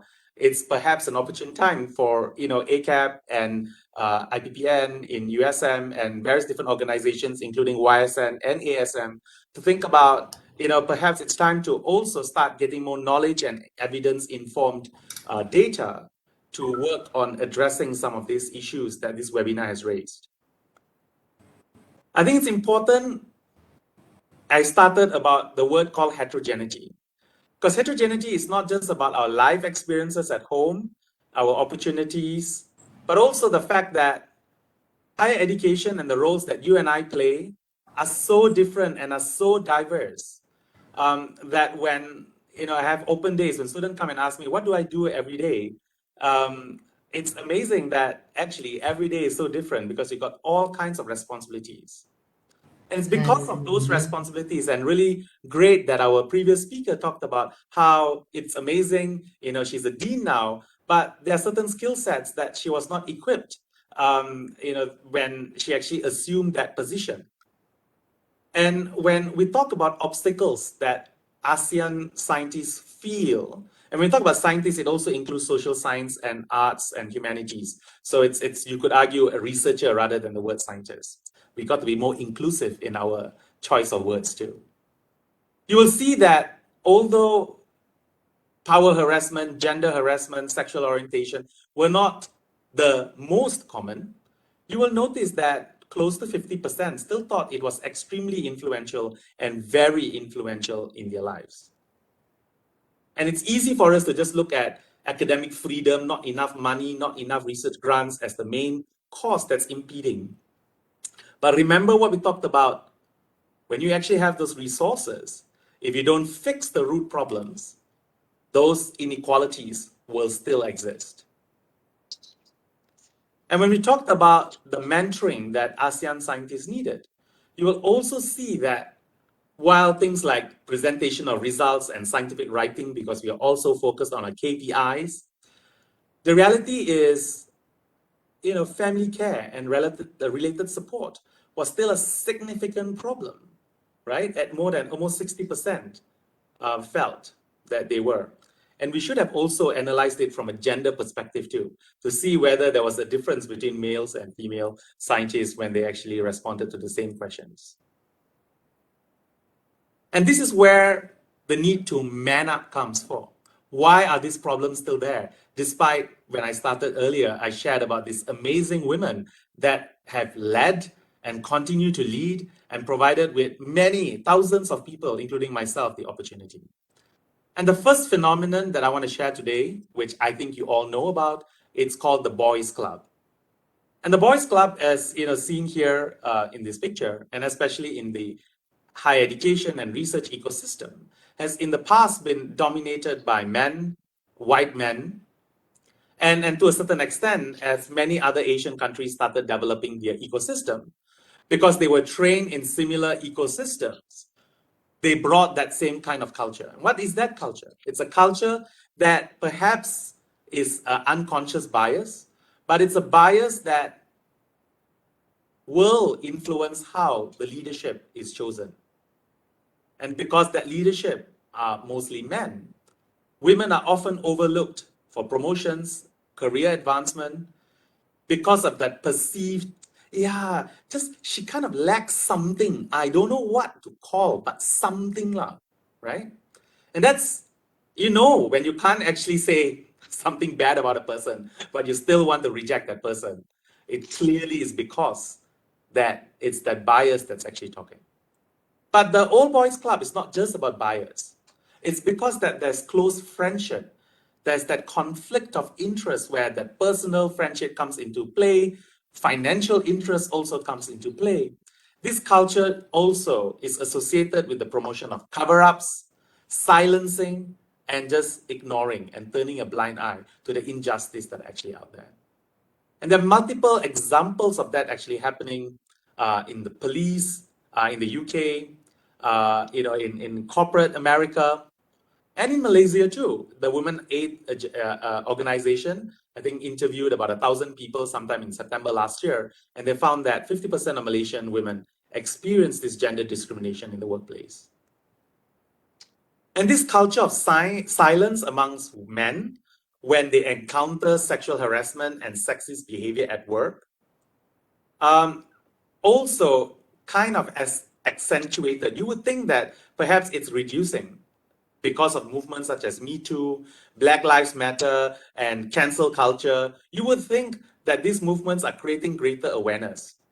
But the reality is that a survey that was done last year identified that actually there was a pushback, that 60% of male managers, and this work was done in the US and in Europe, we don't have an equivalent Asian survey, but 60% of male managers now say that they are uncomfortable participating in work activities with women, that they are unlikely, like 12 times more unlikely than to organize a scheduled one-to-one meeting with a junior woman as opposed to one with a junior man.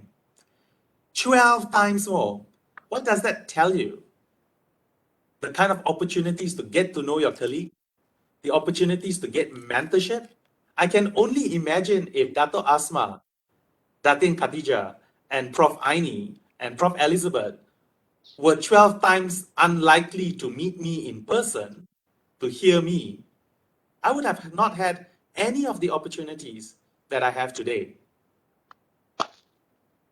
And the culture of silence also blunts the willingness of people to come up because, never mind lah, it's maybe the way you dress, maybe the way you talk, maybe it's the way you look.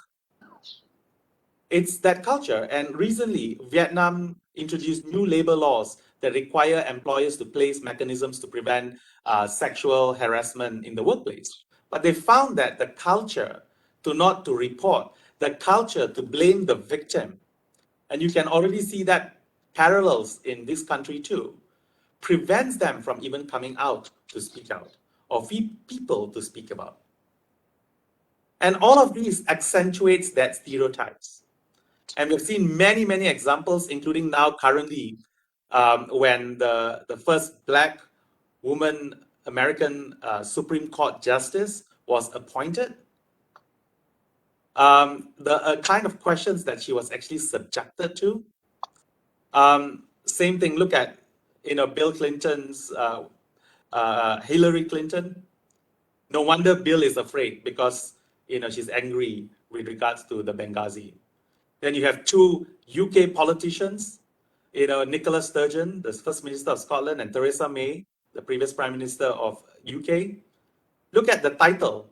Never mind Brexit. Who won Lexit? Who has got better legs? Do you see that with our male politicians? And it's the same thing, right? We also hear about the clothes or the fashion statements that our female politicians and ministers make when they wear whatever, but we don't hear that about our male politicians, who I think are equally flamboyant, right? When you think about how colorful their batiks and suits are. So it's really important to realize that all those biases that actually were there has also engendered our stereotype. And yesterday I had a mini accident and I had to go to the police station. And this is a real story. I had to go to the traffic police to report. And it was just a very minor thing. And I must say, they were very professional and they followed the rules and they were all perfectly fine. But as I was sitting and waiting, this was a girl that was a bit exasperated and she was trying to explain. And this police officer was very friendly and was very polite and nice. But he made this statement, dalam sejarah saya bekerja di sini, tak pernah sekalipun perempuan salah. Kalau perempuan langgar tiang, tianglah yang salah. And everyone in the police station laughed. To be fair to the policeman, he did, in the end, get everything that was needed from the woman, and she was smiling and leaving. But for me, that perhaps, aggravated me a little bit because I felt that, no, it's not right to say that. Because what that also means is that the woman's word should be taken differently than a man's word. If a man and a woman were sitting in front of the police officer, that bias that woman will always never admit her fault, as opposed to a man who may admit his fault. Who do you think they're actually going to believe? And this morning, therefore, I decided, let me just put woman driver and see what cartoons can come out immediately from Google. And these were the first 4 that actually came out. And the last one for me, it is so scary, right? Because you associate that with witches, right? And for me, basically, this again perpetuates this intergenerational and centuries of persecution of women. And another important area that we have to recognize, and this is partly, if not wholesomely, males' fault too. Of course, we did not design the reproductive roles that men and women play differently, but it's still our choice to actually result in the disproportionate responsibility of childcare and housework. And I'm the first one to also equally admit that I don't do as much. And COVID-19 has accentuated this. The reality is the COVID-19 pandemic has reversed the important gains that have been made over the last decade for women in the workforce. An Australian study was also done that motherhood and looking after the children and all the various different elements will actually cost a typical average Australian woman 876,000 Aussie dollars throughout her lifetime. And over 2 million mothers left the labor force in 2020, according to new global estimates. Think about that, millions of amazing talent. And these are two books that I really think all men have to read. And I would also encourage women to read it, only so that they understand that if any time you feel that perhaps you are not as good, you've got to actually read this so that you understand that there is something like white privilege, there is male privilege, there is entitlement. And it's something that we have to recognize that I'm here today partly because of some of the biases and stereotypes that has actually enabled me to be in this position today. And finally, there's something called toxic masculinity. And you saw that with Chris Rock and Will Smith recently at the Oscars. The tendency to show that I am more man if I actually show intimidation and violence. I am more man if I'm actually very hard and I don't show any sign of weakness. And I'm more man if I don't show that I'm sad or in distress. And it's really, really important to understand that, that may have been at some point a wrongly perceived but a prevalent thought. But today, there's absolutely no space in that. Because it's that same toxic masculinity that affects women, the opportunities. It's also resulting in why males have a poorer health outcome. And that's why those of you who know me well, in the month of November, you will actually see me wearing a mustache. And I look horrible with a mustache. But that mustache is to actually encourage more men to actually take charge of their health, called Movember. Because again, it's part of their own toxic masculinity. And that is why I thought that this year it was really good, like Wakanda. The theme of International Women's Day was about breaking that bias. Because for me, that is the single biggest thing. And it's not just women that needs to break that bias. All of us have to break that bias because after all, it's men who has perpetuated that bias. I've got a couple of quotes that I want to share.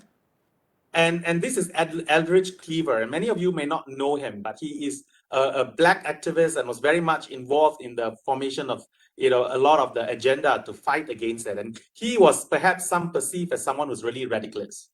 You're either part of the solution or you're part of the problem. That's only for him very black and white. You're either part of the solution or you're part of the problem. If you choose not to be part of the solution, you are a part of the problem. But I like Desmond Tutu's.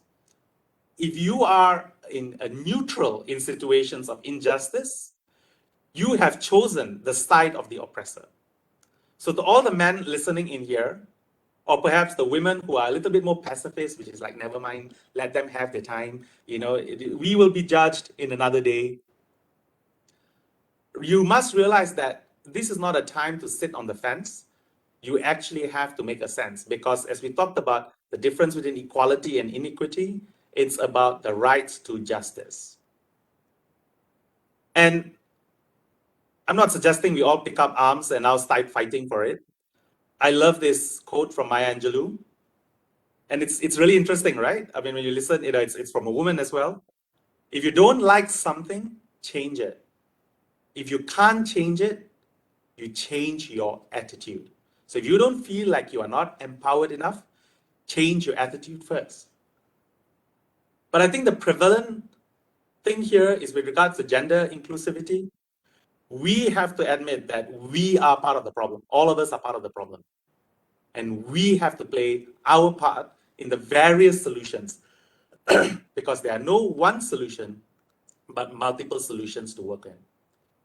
And because men are part of, at the moment, the majority of leadership positions, the only way that men can actually help is by doing it.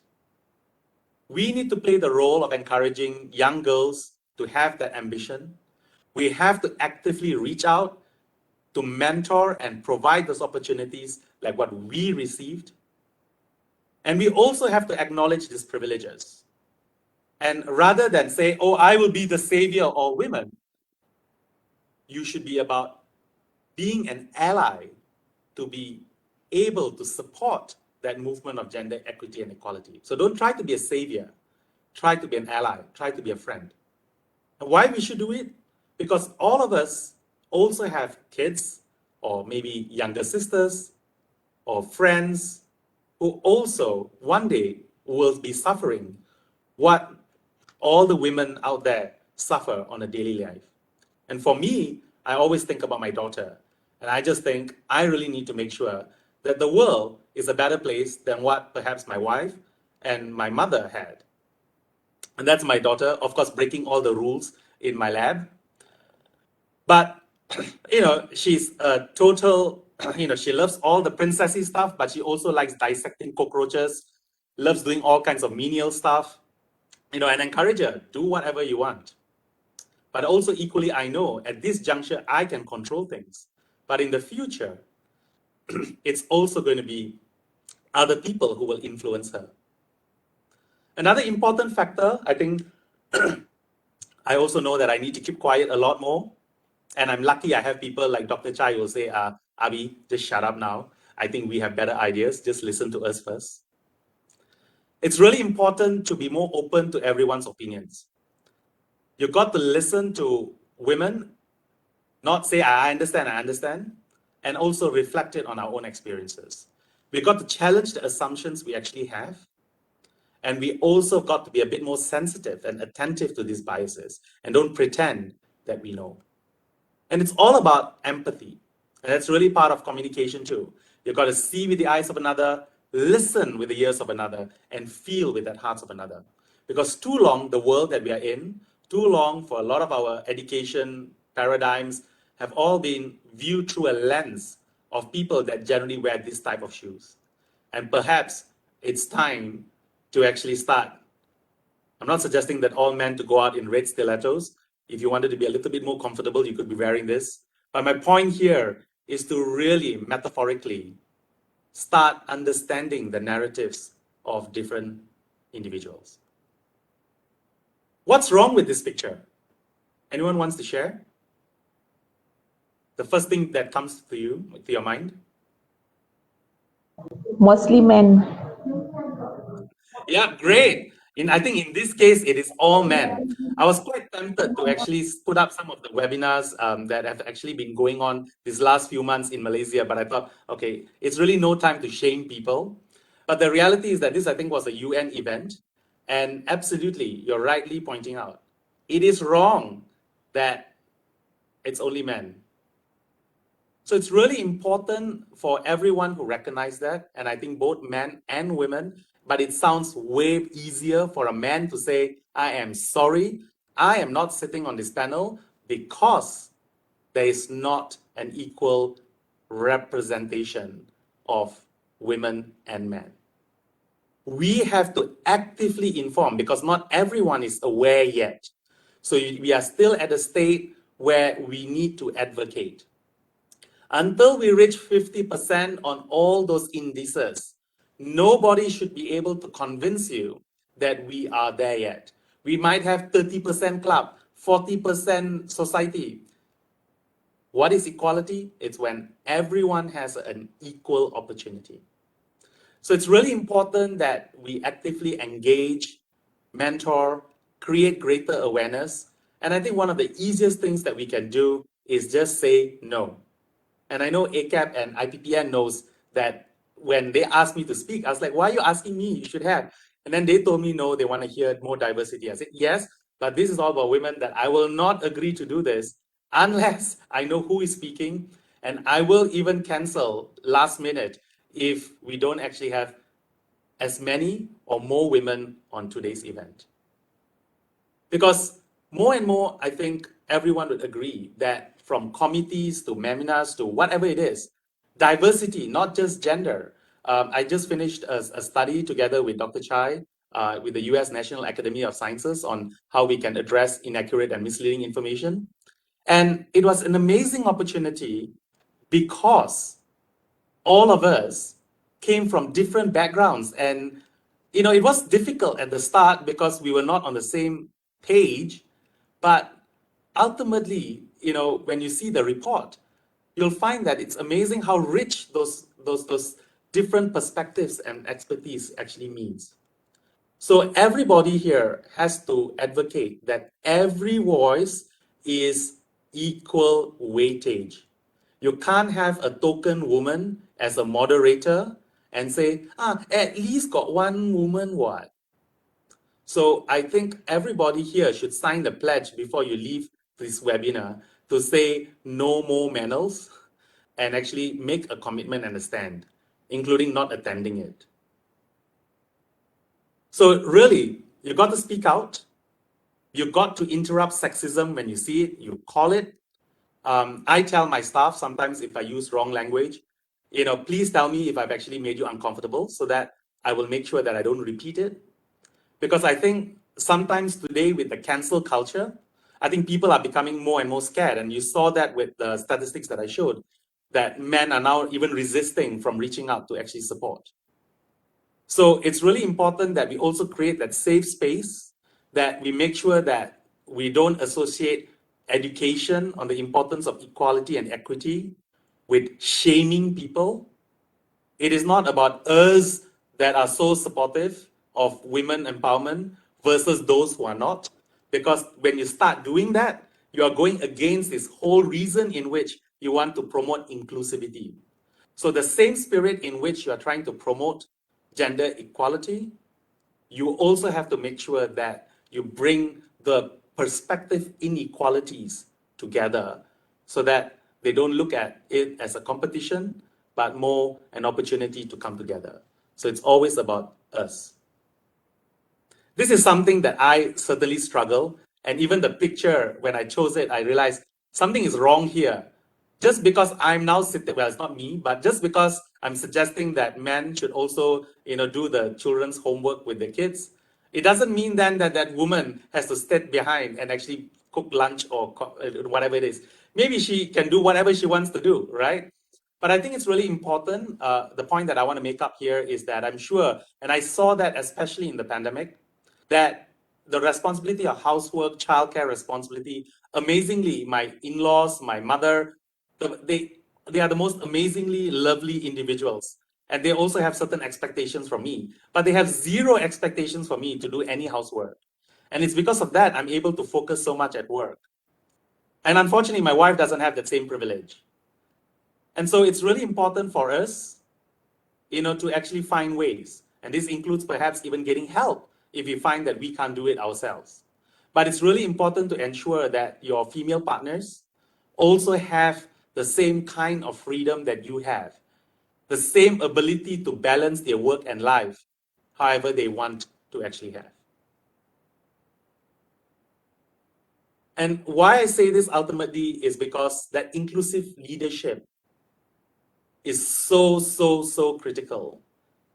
That leadership at every level, but perhaps more so amongst all of you here with some decisional positions, resource allocation power, the reward and the coercive power that you actually have. It's time to see how that you can actually work on these biases and unbiases. Through our interactions, and I wanted to share, a couple of initiatives. For example, with AKEPT. So since 2018, the Young Scientists Network of Academy of Sciences Malaysia has been working on trying to remodel how we actually look inclusive leadership as the way we think of leadership, but trying to rebrand leadership and really think about how more people can see themselves as leaders and become those leaders. And we've been really lucky that, from 2017, 2018, we were able to do it in Malaysia, thanks to AKEPT. But of course, because of the pandemic, 2020 and 2021, we have, done it in online. But you'll see that we always strive to ensure that there is representation. And this year, in fact, last year, we were able to even expand this to an APEC level. And there's so much desire, especially among women leaders. to actually really ensure that this is actually driven. And we have Chip Fat here from UPM, who then went back and organized her own event. Dr. Kavita ran a science communication event. Really, it's got to work around, all these amazing opportunities. And I think all of this come back, when we talk about leadership, comes to integrity. And when we talk about integrity, sometimes we focus so much on, whether people are cheating, whether people are abusive, whether there's falsification, fabrication, and what have you. But the reality is that integrity also means that we must make sure that we don't hijack the purpose of why we do things. And that social responsibility of research, the social responsibility of education, to a certain extent has been hijacked. And we won't go into that because that'll be another hour or 2 hours to actually discuss. But it's time that, as our first speaker talked about, this need to contemplate. We need to reflect, and we need to find better ways to be able to do that. And that's what, thanks to ISC and another woman leader, Datuk Mazlan, or in fact, Datuk Sri Mazlan now, who supported this program, that we want to try and push the RCR agenda across. And so my final slides essentially is, organizations must focus on creating great policies, clear frameworks. We must make sure that organizations facilitate open communication. Those output and impact needs to be clearly defined, not just papers and impact factors, but that value that you actually truly bring. Also, how work arrangements can also be arranged to facilitate that. Things got to be a lot more transparent and accountable. And finally, way more education, workshop and trainings on the need to create an equitable environment needs to be driven. We have initiatives and targets, like 30% targets in corporate governance, also various different tax exemptions. And I'm sure all of you that are filing up taxes at the moment, will be aware of all these opportunities. But the question is, are we equitable enough that everybody can truly benefit from these equal opportunities? And so all these national policies that are out there, when I look through those policies, very little of them actually clearly define what higher education needs to do, what implications this policy have at the higher education level. And so I really want to encourage that everyone here, think about how they can support all the work that IPPN is doing and AKEPT is driving, so that we also have the right evidence, the right information, and the right political will to drive those changes. This whole problem that your problem is not my problem, gender or women inequality should be a woman's problem, not a male's problem, also needs to shift, because inclusivity matters to all. Inclusivity really, if we are able to create an inclusive workplace for women, then I can assure you that workplace will be inclusive to everything. Because the gender discrimination is just symptomatic of all kinds of discrimination that actually exist, not just in Malaysia, but anywhere around the world. And this whole pandemic has shown, right, that we need to be supporting each other. We don't live alone. And Omicron, although now we are coming out of it to a certain extent and becoming a bit more comfortable thanks to the vaccines, but a quick snapshot will show threat of another variant of concern is still out there, because look at that, Africa and certain parts of Latin America and certain parts of America are all still very under-immunized. And as long as some people are not safe, everyone is not safe. And I think it's really important, for us to reflect on how the world has actually managed COVID-19. There are so many successes, amazing that those vaccines were achieved so quickly. But when you think about how the inequity of vaccine distribution amongst countries, right? The fact that certain countries have more than 5 times more than they actually need, whereas some poor countries still haven't received or haven't. And it's easy for us to accuse those rich countries. But think about it, what happens as soon as you know there's going to be a lockdown? Tissue paper always runs out. Suddenly, all of us rush for our own self because we're trying to protect our own self. What we do when we start focusing on trying to have because we're trying to protect our own self. In fact, for our own self, to try to be better than all, then we fail as a society. Perhaps we need to be thinking about every time we want to grab more things than we need. Think about all the other opportunities where somebody else has grabbed it from you. And so to everyone here who looks like me, I want to take it from you. And so to everyone here like me, but what I meant was at least anatomical and genetically share the similar composition. I think it's about time that we also think about all those opportunities that we have grabbed from the women that we work with, live with, and have the opportunity to interact with, and perhaps try and create a better world for them. With that, thank you very much. Thank you, Prof. Abi. It's a very interesting topics, and I think you are brave enough, okay, to take part in this event, because this is the fact. Yeah, if you see the list of participants, is only like 12% of them is a man, and the rest is a woman. Okay, all right. So for the first question, okay, gender stereotyping affect the woman path to leaderships, yeah, which limit the woman opportunity to hold position, promotion, okay, respected status in the workplace. Despite there's evidence that the woman is actually capable of being the top performers. But still, woman is not attaining top level leadership position, yeah, in comparison to the male peers, which is relates to the stereotyping of leadership traits. In your opinion, Prof, how can we change or avoid this mindset of men on this stereotyping, because at the end it's become a sexist issues? What is your opinion?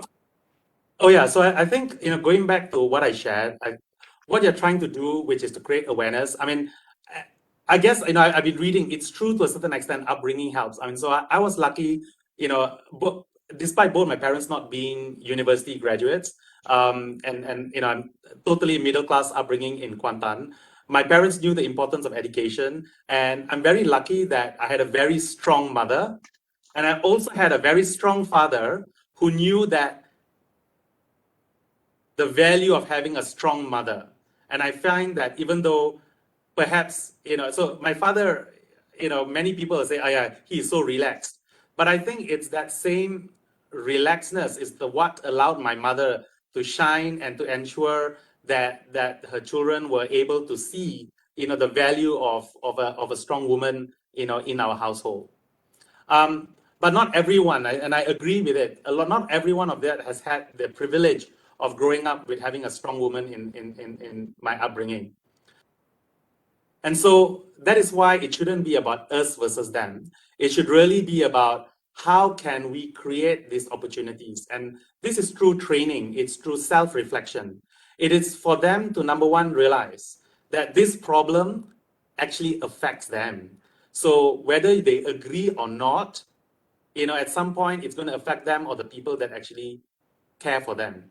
So that's number one. This is for the group of people who know it's a problem, but it's not their problem. But you also have the group where they don't even realize it's a problem. So this is where really IPPN and various different groups need to do the kind of research and communicate this evidence out there. You see, it's because there's research out there that clearly states what's the statistics. No one can refute. If everyone just stopped and saying, okay we have 56% lecturers in university, yay, equality already achieved. But when you deep dive the data, then you realize, so we also need strong evidence to refute. Number three is to then also try and get them to be part of the champion. And this is where I think I like the Asian culture, where generally we are not really into calling people out and shaming people. I think that will never ever work, because humans are very easy to find different ways to defend, and then you're just pushing people to become more and more polarized. But the whole idea is that we want, not a gender equal but separated world. We want actually a gender equal and together world, right? So for me, the third part is, I think, going to be the biggest challenge. How can we convert the unconverted? How can we make them feel that it's okay to have a different perspective? There are going to be women who says that I don't need affirmative action. I can fight and achieve it on my own. There are going to be men who is going to say that, but I'm also being, I'm being discriminated because I don't belong in any gender, or I don't belong in this group, or, there are crazy women leaders that are killing me.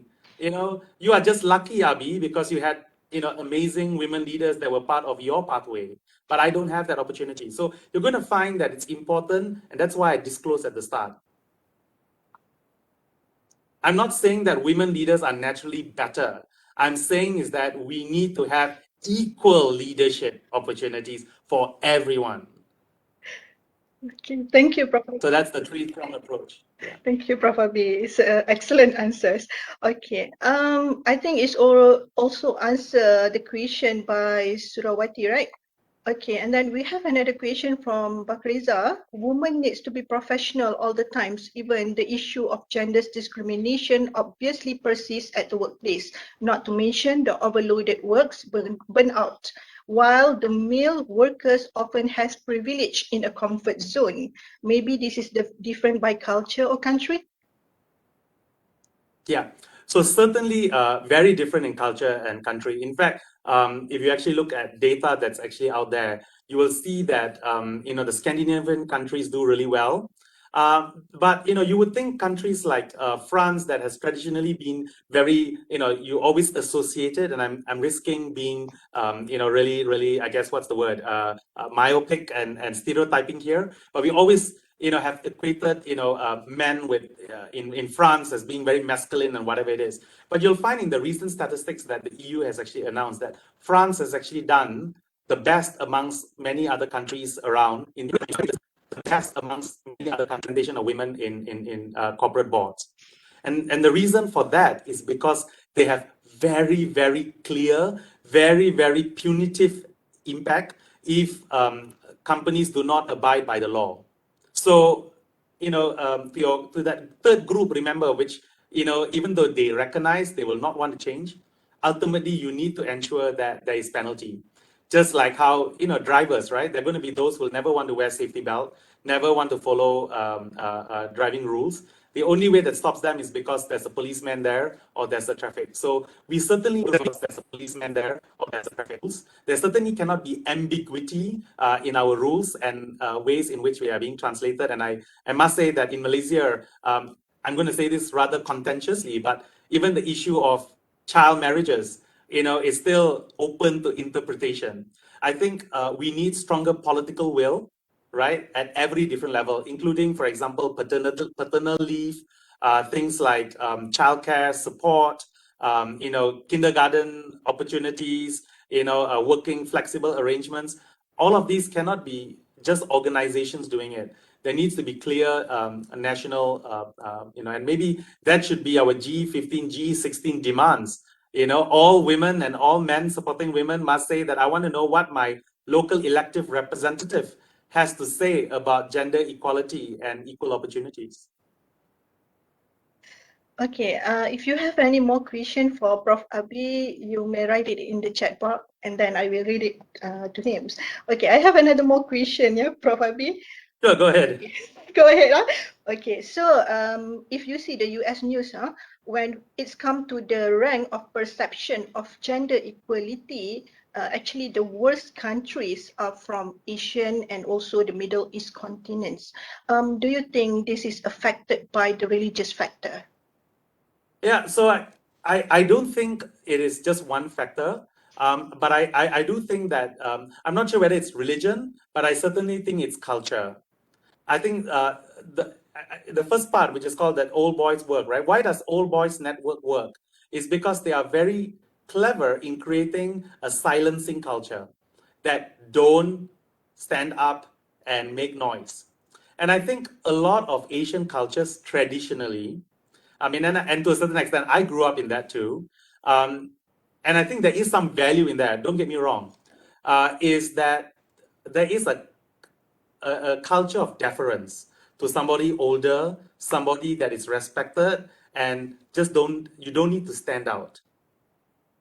And I think we see that in classroom, right? And I've had the privilege of teaching in the UK and in the US through short sabbaticals. And one of the things that I find difference in the students is the American students always will stand up and ask questions all the time, even if the questions are not necessarily much smarter than our Asian students.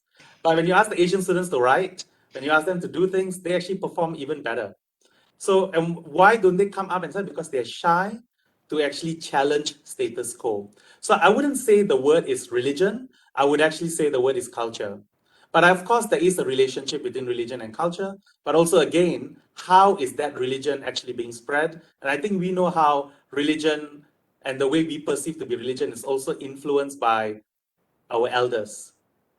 And so that then goes again, do we live in a patriarchal society, and whatever. But I would like to say, that just because there is this, certain perception, because I also think the Western world is also a little unfair in certain ways. When they talk about gender gap, pay gap, for example, you'll find that at least in most universities in Malaysia, if you are at a particular grade, right, and a position, your salary is exactly the same, with whether you're male or female, whether you're Indian, Chinese, or Malay.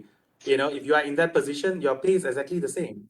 But if you go to the US and the UK, you may have the same position. You might even be higher ranked than a guy, but that person's pay may be actually higher than yours. So for me, basically, it's also important for us to question how are these global rankings and ratings measuring what they perceive as in inclusivity.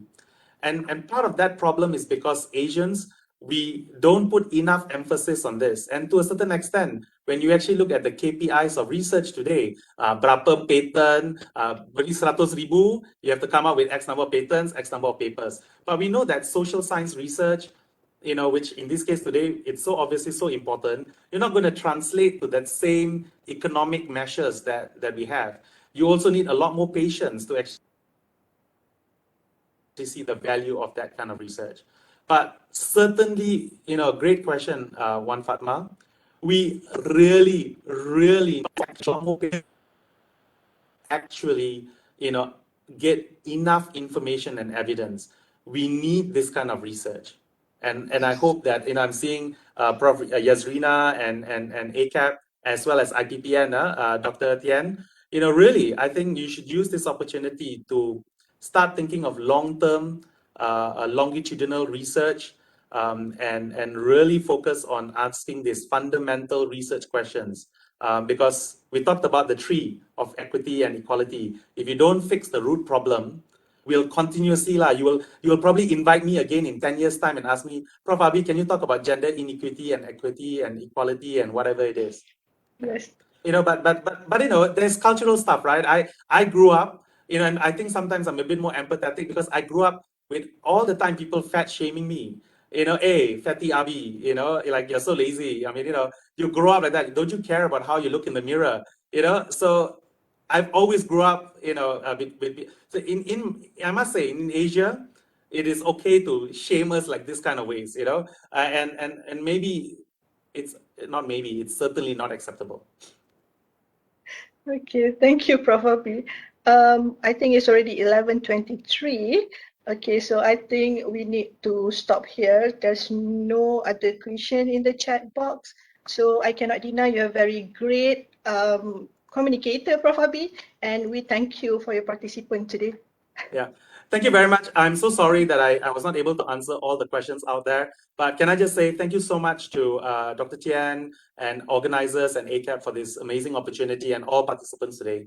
Thank you. And you're going to hear the best chair of YSN ASM to date after this anyway. So stay tuned. Okay, so we stop for a break for 5 minutes and then we will resume again at 11:30 with Dr. Chai. Okay, thank you. Thanks. Bye, Wan Fatma. Bye, everyone.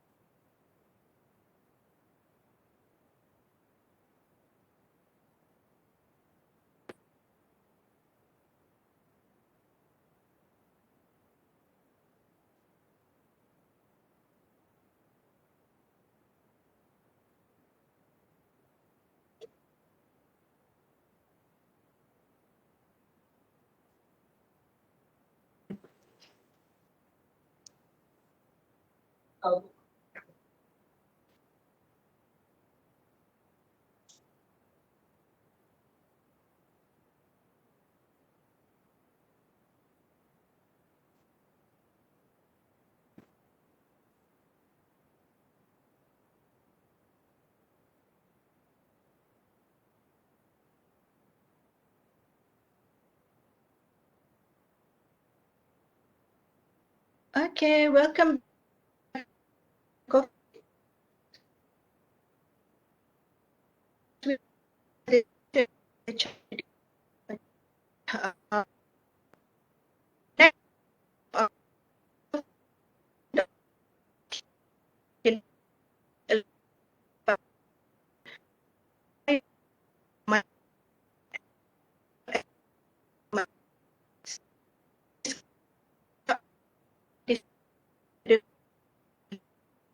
And ASM, yeah, which represent the top young researcher in the country who are committed to contributing to the national ecosystem on of really engaged young in the country to share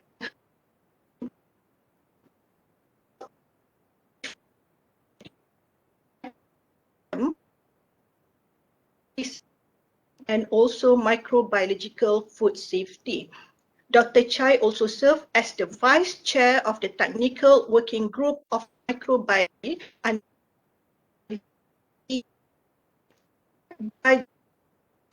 Malaysia and is listed as the Malaysian expert on microbial risk assessment in the Asian risk area.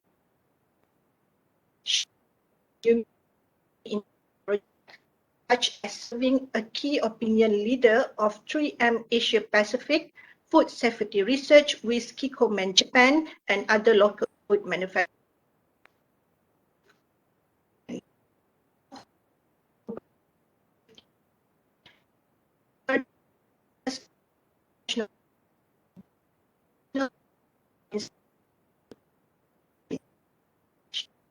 Current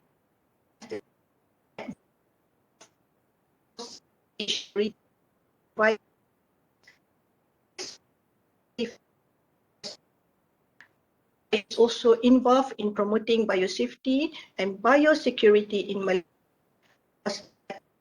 and in the need for and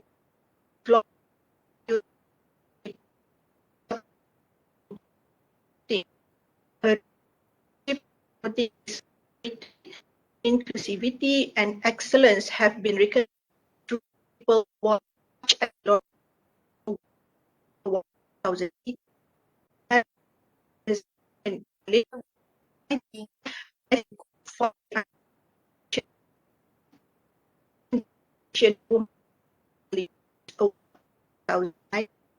and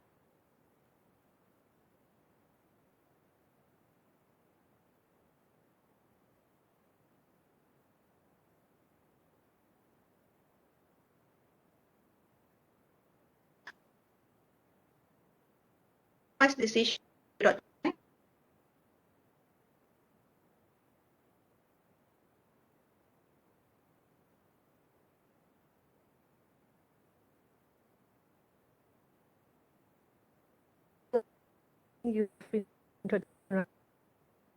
I think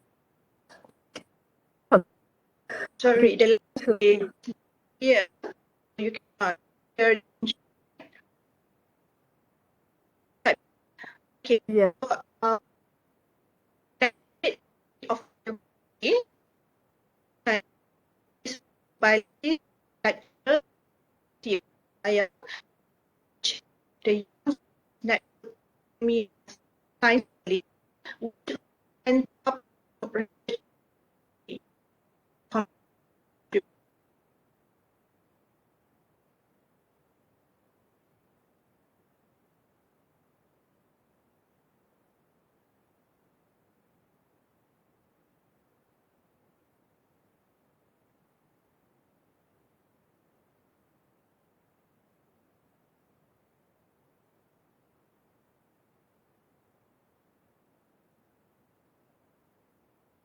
Okay.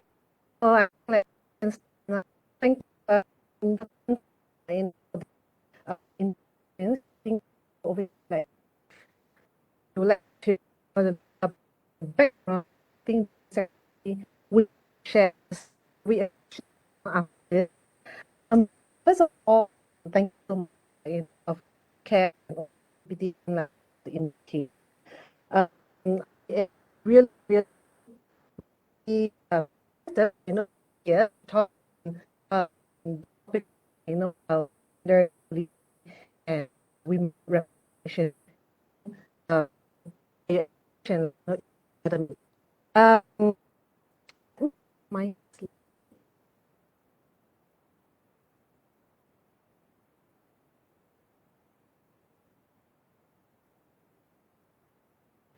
before I start, I just thank Abia for and so time for me talking the talk.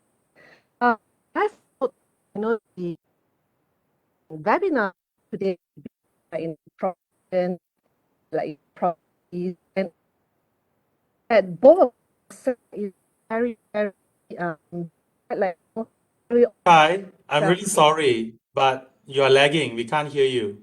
And I don't know whether people can hear me too. I'm sorry to interrupt you. I can hear you loudly, but I can't hear the host. Yeah. And we can't hear you, Dr. Chai, as well. Is it like Yeah.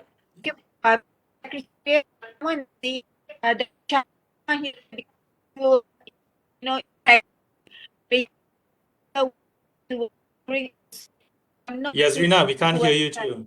Dr. Yasrina, we can't hear you too. Can you hear very clearly?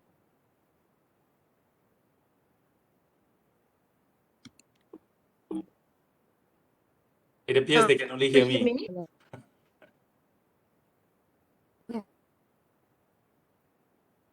I don't know. Does it make sense to perhaps everyone to just log off and reset again? I don't know. Maybe.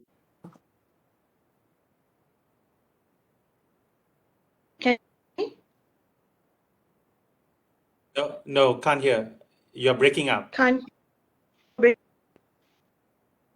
So what I can hear is like this. no? Yeah.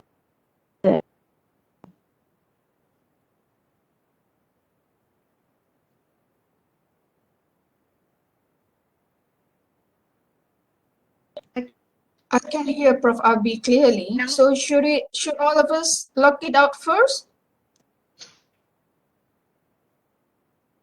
Okay, we first.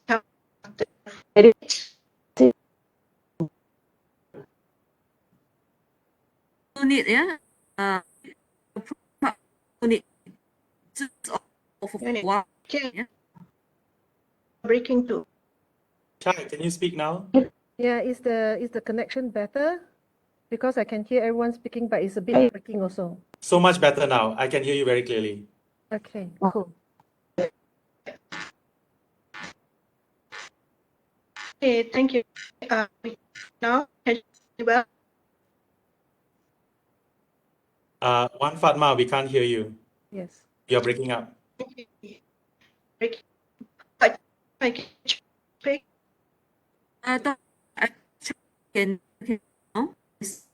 Dr. Tian, you too cannot.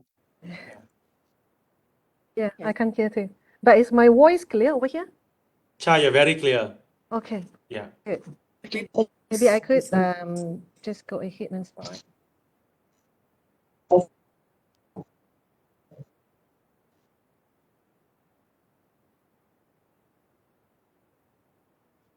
Okay, so you may interfere, like, you may stop me if, like, my connection go poor again and you couldn't hear. So I would just like to start, like, by thanking AKEPT and also IPPTN for organizing this. And I'm really, really very excited, like, when Dr. Tian called me up, like, about this webinar and asked whether if I would be able to share my experience on this topic, like, unlocking potential of young women in academic leadership. I would, before I start, I would like to just, say thank you, Prof. Abi, for setting the expectation so high, for me, to start to share these topics. Okay, so I have actually started, listening in, to the talk, that Prof. Karen gave, just now, and also, Prof. Abi. And it was really, really very exciting listening to the presentation and also reading all the comments and chats, in the chat room. So it's really very interactive and inspiring, at the same time.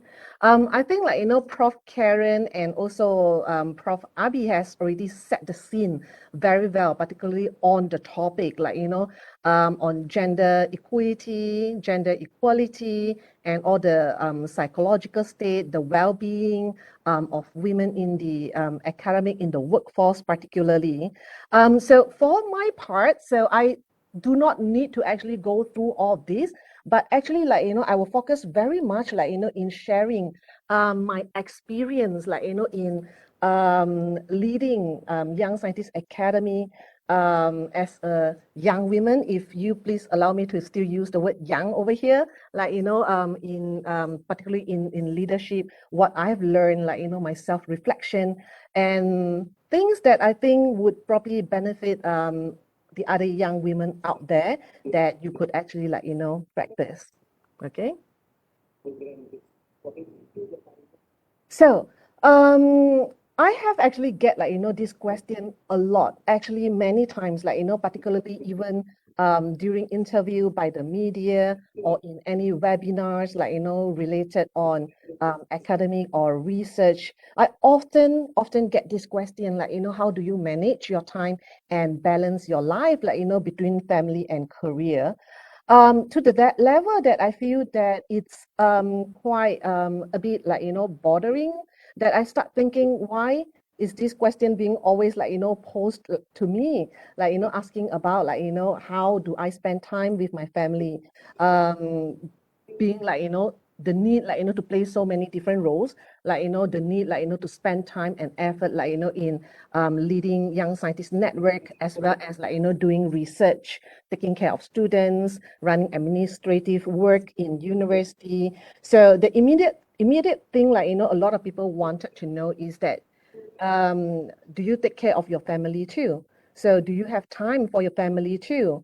That I think that this is actually a gender stereotyping and an issue, because I don't see this question being asked that often and that regular, to my colleagues, the other researchers or scientists, top scientists, which are men. There is always this, perception or expectation, I would say the society expectation, particularly when we are in Asia or the Eastern culture, that a lot of emphasis to take care of family, the one that care for the family, care for the children, the full responsibility or the duty is always on women. So that's why when I answer the question, I always say that I am still single, because the following question usually is are you married? How many kids you have? So I would say that I'm single. So I do not have kids. And then the response usually will be, oh, no wonder. So that's why you do not need to take care of the family, and you can rise in your and give full support and effort in your career. That's why you could rise as a leader. So of course, the meaning behind it is that if you have a family, then you probably would not be able to consider as a leader, or if you really rise the ladder, take the ladder up, and probably the next question is that you probably have abandoned your family. So the expectation is always there. So the support, is not really there for women. So I think a lot of this scenario is all due to gender stereotyping, and it's creating a message and the environment which is not so friendly, particularly towards the willingness of women to take up the leadership position, and also like, you know, the motivation and self-confidence of women in academics, particularly young women in academics when they are in the very beginning of starting their family. So I would like to just like, you know, break the monotonous tone, like, you know, to bring you all like, you know, to participate in this Mentimeter. So this is a word count, like, you know, if you could just scan this barcode or type in like, you know, your Google and with this like, you know, link to Mentimeter and answer this question. What are the unique challenges women in academia face? So I've shared a little bit of mine, like, you know, of the expectation, like, you know, to spend time with the family. So what other unique challenges you have faced, like, you know, in your career in academia so far? So short answer, so you could probably like, you know, type lack of time or like, you know, conflict of commitment and things like that. So we will probably take 1 minute for you to participate. Then we will look at like, you know, your response.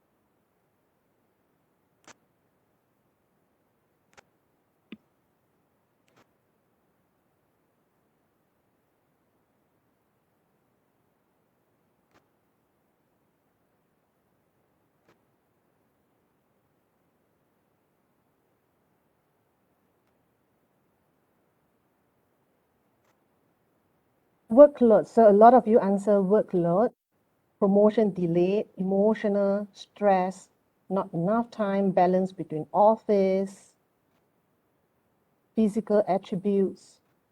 So it seems like, you know, workload and stress came up quite a lot, and emotion, stereotyping, aging, assumed as less capable, marry and have children, nurturing, break the shyness, strong views, recognition, energy, work burden. Yeah. So I think like, you know, this is something like, you know, very, very generally like, you know, people would face, like, you know, particularly for women, like it or not, particularly for young women in the early 30s or late 30s or early 40s. So the women, young women in science is actually like, you know, starting off like, you know, your young family, giving birth, bearing kids, taking care of like, you know, young baby. So these are all like, you know, the very much of, I think, the nature, the burden, like, you know, that lay on women itself to bear the kids. So to kickstart, like, you know, the career for young women, it's always way, way more challenges comparing to young men in academics. So that is something that we always see. Later on, when I share the statistic of YSN, you would also see like, you know, these actually impact our membership build up, like, you know, the structure, the number of men scientists, like, you know, in Young Scientists Network, and how we actually like, you know, strategize, like, you know, to correct the situation over here. Okay, so workload is one of it. So let us stop over here and I will go back to my slide.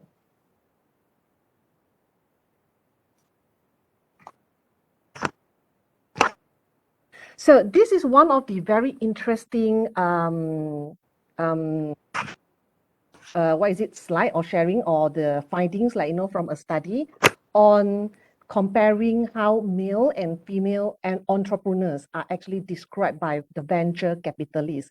And I find it very, very interesting, as you could see, like, you know, how people comment and view between male entrepreneur and also female entrepreneur, the words that's being used, like, you know, to describe. So you can read over here. The average male entrepreneur is always described with attributes like, you know, such as young and promising. But when it comes to female entrepreneur, or the female counterpart, it's young but inexperienced. So it's actually like, almost meaning the same thing, promising, but the female is always like, the negative part is being highlighted and being magnified. So put under the lens, like, inexperience. Arrogant, but very impressive competence. So for female, it will be lack network contacts and in need of help to develop her business concept. So, and a lot more that you can see. Aggressive in men is good. So aggressive, but a really good entrepreneur. So, but for female is like, enthusiastic, but weak. So experienced and knowledgeable in men, experienced, but look worried, like, in female. So based on my own experience, I do think that this is also happening in academic world. Even I myself, like, have experienced this many times, that people put on a different lens when they look at female leaders, particularly or in the or in the academic. So a lot of time people would have this gender stereotype. Oh, another women leaders. So women leaders always talk a lot and do not that much. Nagging, or being too aggressive and too bossy. So, but when come to men, so they do not have this type of like, negative attributes, like, being put on men. So all of these gender stereotypes, a lot of time, it actually create a very toxic environment and discourage, like, young women, particularly, to step up and to take up, like, the leadership position. Rather, a lot of the female academics are being told, like, you should stay low and just do the job and listen and follow. So followers is actually one of the role being expected to play by female or women in academics, not just in academic, but in many different fields. So these are some of the very, very common stereotype being always like, associated with gender. So no matter it is in Asia or in Europe or in US, whether it's developed country or underdeveloped country or developing country. So it seems to be like, quite generally the same, cutting across. So like the word always associated with women, like, preparing food. So cooking is the work of, like, female. Being weak, being sweet, so being emotional, so or being wild, or being just like, or follow the step, like, very rigid. But when come to men, so it'll be ambitious, like, be very rational, strong, and so on and so forth. When come to academics, so a lot of people say, like, in Malaysia particularly, so I get this question. I think in Malaysia, we are okay. So there's no problem at all. In fact, we should look into having more men in the academic. So gender balance, gender bias is not the issue over here because we have more women. When you come to university, you always see more female lecturers, women researchers, women scientists. But is that true? So according to literature, like, Carnes et al. Actually mentioned, gender bias operates in personal interaction, evaluation process, and also departmental cultures to subtly yet systematically impede women's career advancement. So this is also, I find it quite true, like, even in Malaysia ecosystem, in university, very, very subtly. So you do not see very obvious, like, gender bias, but it does happen. So in such a way that it's actually, like, impeding women's career advancements. So I believe that in the morning, so you have already got the statistic of these, like, women academician in IPTA. So this is based on the Higher Education Ministry report in 2020, in which, like, it is true that the number of female academics, like, in IPTA is very high, which is 56.5%, comparing to male, like, 43.5%. So based on just these numbers, so a lot of us think that there's no problem at all because we have way more female academics in IPTA when we compare this number with the average number internationally, the global average number of female academics. in the university. When we compare this number with the UK, with the US, it seems like, we do not have a problem at all. In fact, the bias that we are seeing over here is not the bias towards women, but the bias towards male, that we should actually do more to bring more men into academics, into university. But when we talk about gender equality and equality, it's not just about number itself. Looking at the number that we are balanced, like, close to 50-50 or slightly more, it doesn't mean that we do not have a gender issue over here. So this is something to look at, like, what is the role that female academics play in the system itself. So we must say that most of the those female representative, like, within those the level, the administrative level, the leadership position, who can make decision, who can create more influence, particularly in the level of associate professor and professor. You could look at this number over here. Female representation, despite the number of female academics is higher, but the percentage of associate professor and professor is actually way less compared to the men in academics. So there are only 48.4% of female are the associate professor, while for professor is way lower, which is 34%. And we are only looking at this number in IPTA. We are not even looking at the number of the leadership position, administrative position in the university, like deans and deputy vice chancellor and chancellor. How many female vice chancellor that we could see in the public university in Malaysia? The number is actually pretty low. So when compared to more female academics in IPTA. So this is actually a problem that we need to work on it right now. So although that the scenario in Malaysia are slightly better, because at least we have the number in the academic when compared to UK, US, it's so difficult to get female academics into the system itself. We are one step ahead, at least, like, that we need to look into the leadership position for women in academics. So what about among young scientists, like, among the young people over here? Do we see more women or less women? So this is something that we could see over here for Young Scientist Network. So we do have, like, the maximum age that you could actually join. So for YSN, so you could apply to be a member or affiliate below 40 years old. Okay, so it means that if this year you are 40 years old, you can still apply to be a member or affiliate. So your term will be 3 years. So means that the oldest, like, members and affiliate with YSN is actually 43 years old. So of all of these, like, young academics, like, that join YSN, so this is our distribution of the members and affiliates. So you could clearly see that for members, the female members, we have only 43%, which is way less compared to our male members, which make up 57% of the total number of members in YSN. So there are two types of, two mechanisms that you can join YSN, which is through full membership or through affiliateship. So to become a member, we will do selection. So means that it will actually be based on academic performance, how many papers you have published, how much grants you have, how many students you have, and so on and so forth, how many, what is your age index. So those will be the academic performance that we will first screen before you are being called for an interview, that we will look into your leadership characteristics, your attitudes, your mindset, and so on and so forth.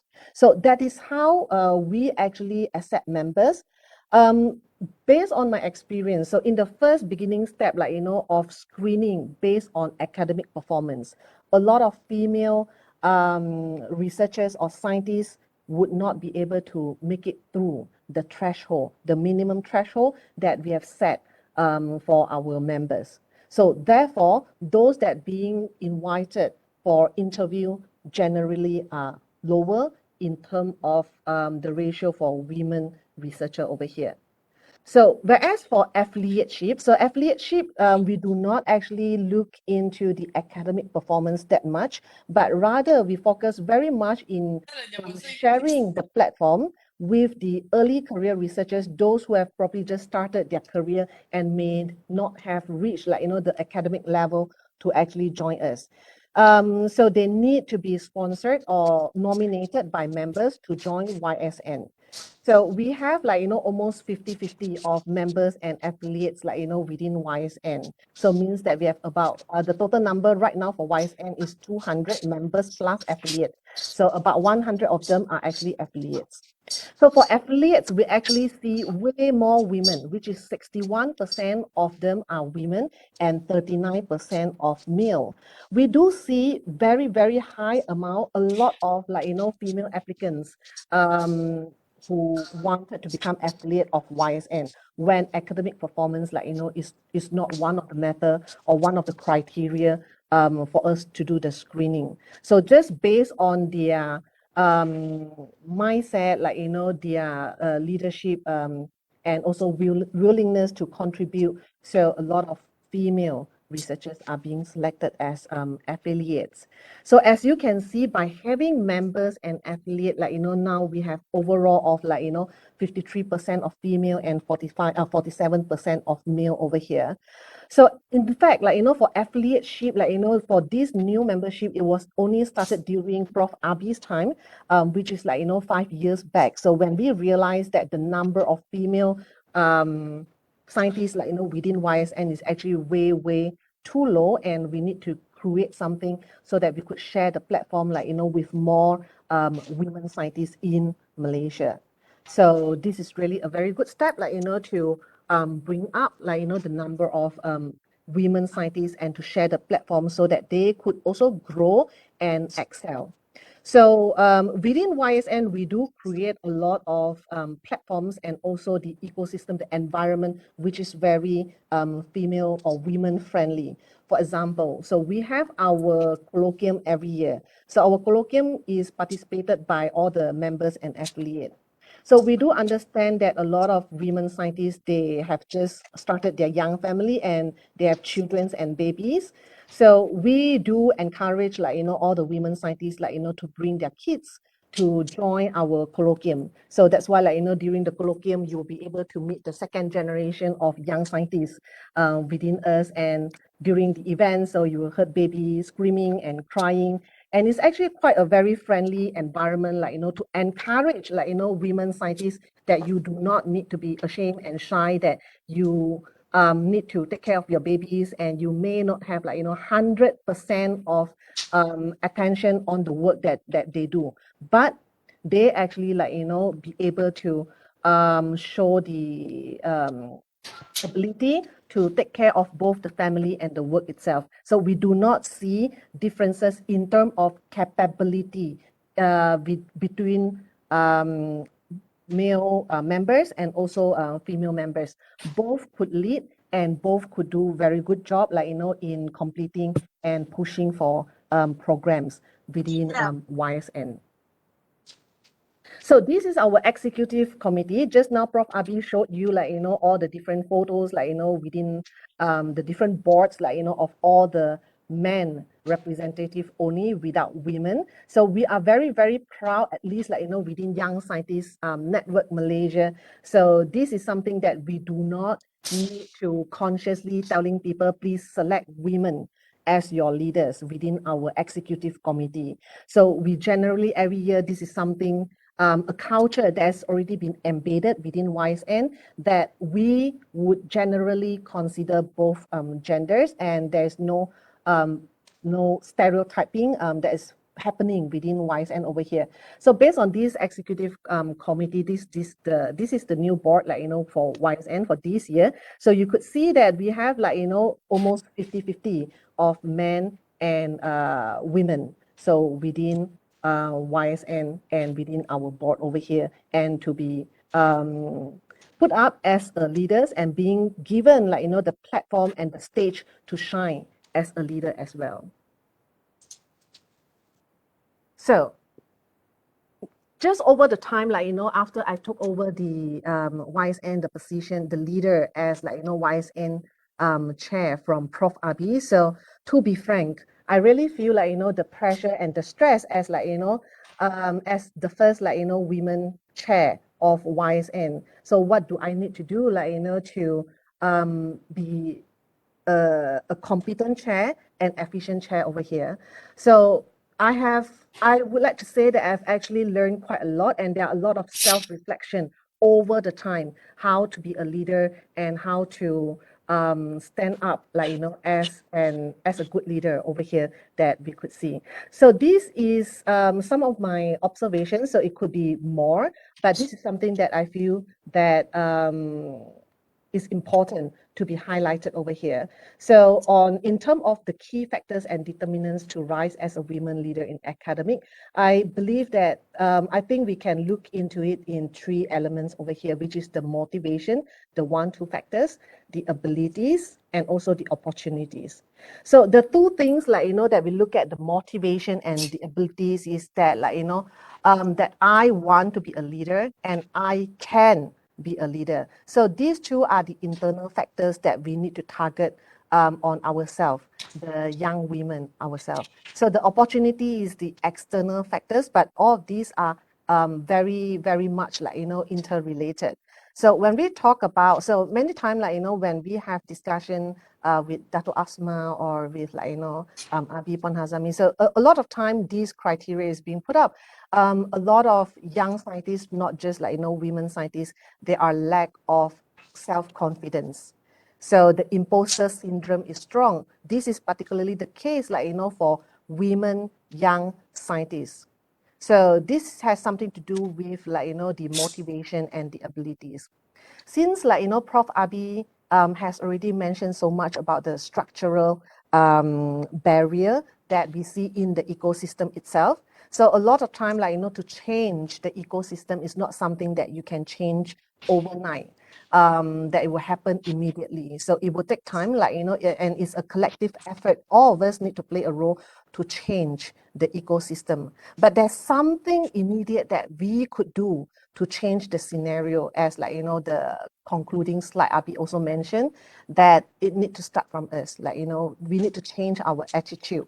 If, like, you can't or immediately already change the environment. So this is something that we as the young women need to start first. Start from ourselves, like, to change our attitude and the way that we could rise as a leader.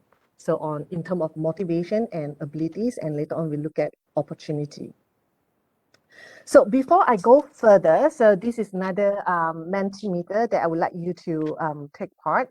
So how do you identify yourself? Do you see yourself as a leader? So I will share a story, like, after this, not story and encounter, like, after this. But I would like you to probably take part in this one. How do you identify yourself? Do you see yourself as a leader? A, yes, I'm a leader. B, maybe. C, I'm not yet a leader, but I want to be a leader. And D, I will never be a leader. I just want to do my job. So probably just a very fast one, like, 1 minute, 2 minutes or so. I know.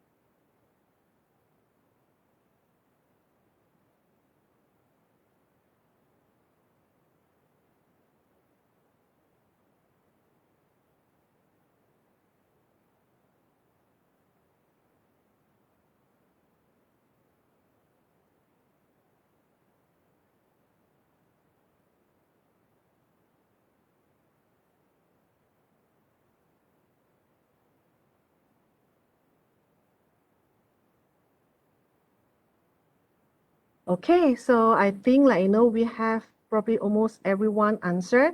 So let us just look at the finding over here, which is every time when I do this is almost the same similar result I see. I'm very happy to see that at least we have 27% of young women over here, young scientists over here saying that yes, I'm a leader. Very, very definitely and with very certain voice. Yes, I am a leader. But there are always more people more participants will always say I'm not yet a leader, but I want to be a leader, or I will never be a leader. I just want to do my job and I want to survive in the ecosystems. I want to fulfill the KPI. So that's what a lot of women in academics would actually say. So even if you go around and chit chat with some young women scientists, young women in academics, you generally get the same feedback. This is totally different when you do the survey among the men in academics or men researchers or scientists, that a lot more of them will say that yes, I am a leader, or I will be a leader. So in a very assertive tone. So as per se. Okay, so I will stop sharing over here.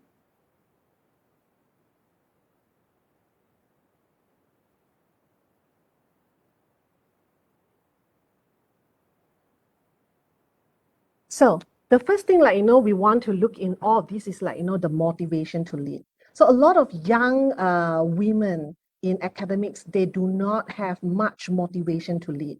When talk about leadership position, taking up a role as the head of department or the head of center. So the comment are always I'm not good enough for it, or I don't think I have time for it. I don't think I'm good enough to go for it, or I think there are actually better people and I don't think I'm qualified to take up the leadership position, even though the invitation has been given, even though you may have reach out to them to invite personally.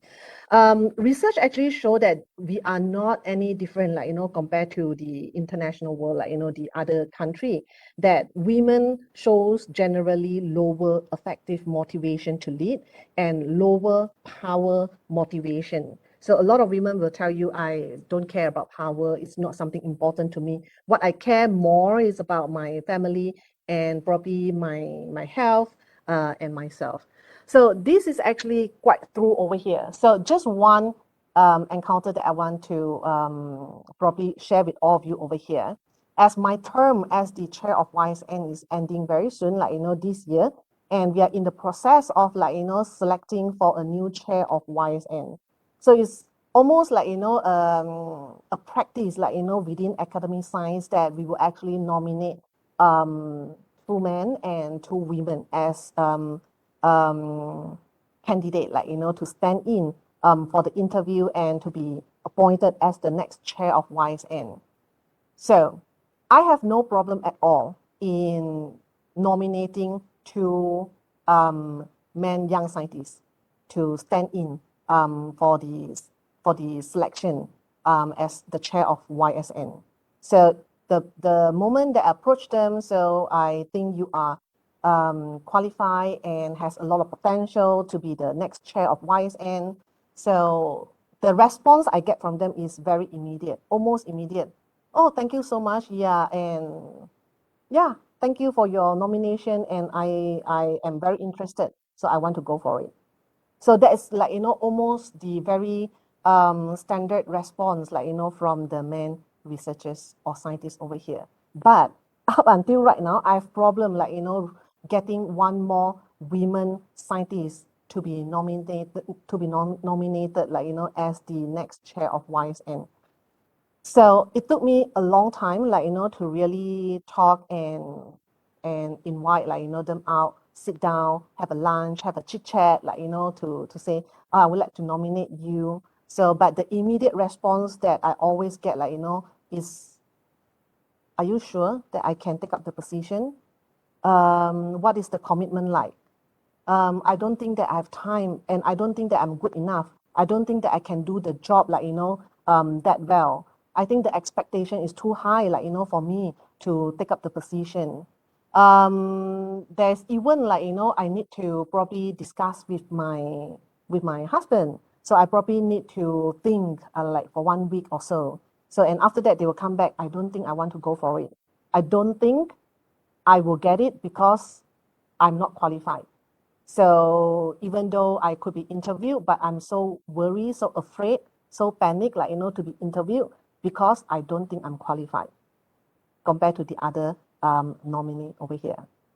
So this is very, very common, even though when we look at their performance all this while running the leadership criteria, the leadership quality, the activities that they run, the ability that they are able to influence, to communicate with the other scientists, to run programs. And when we look at the academic performance is equally well. Of course, it's not top, but it's good. Okay, but they do not have the self-motivation. They do not have the self-confidence over here to step in and to take up the position as the leaders over here that we like to see.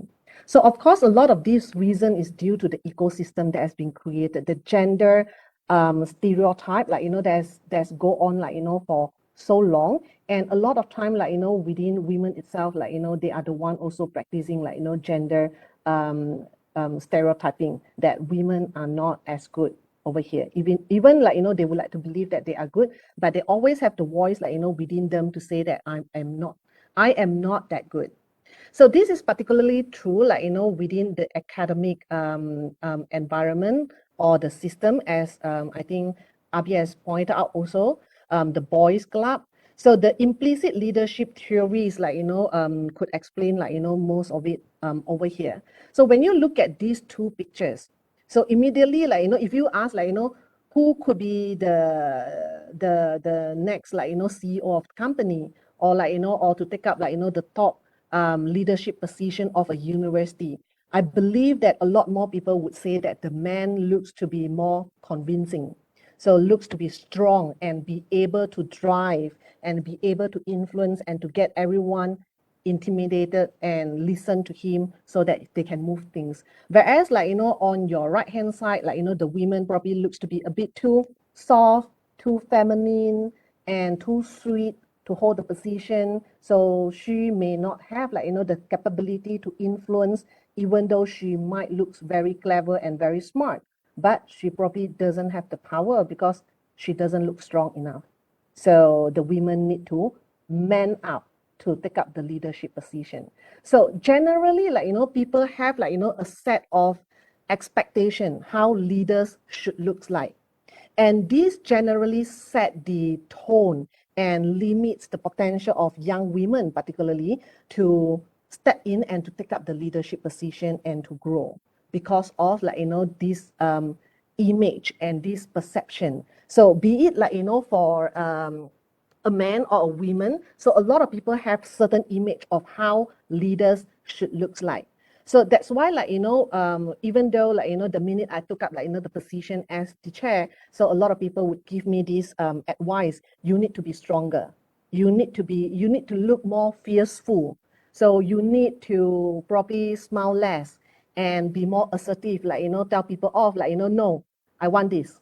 So this is what I want, rather than having a more softer tone, a tone of let's discuss, let's sit down and talk about it. So they see this quality as something not so fit as a leaders over here. So this is a general perception people has, or the society people has towards leader, and this is particularly the case in the academic world.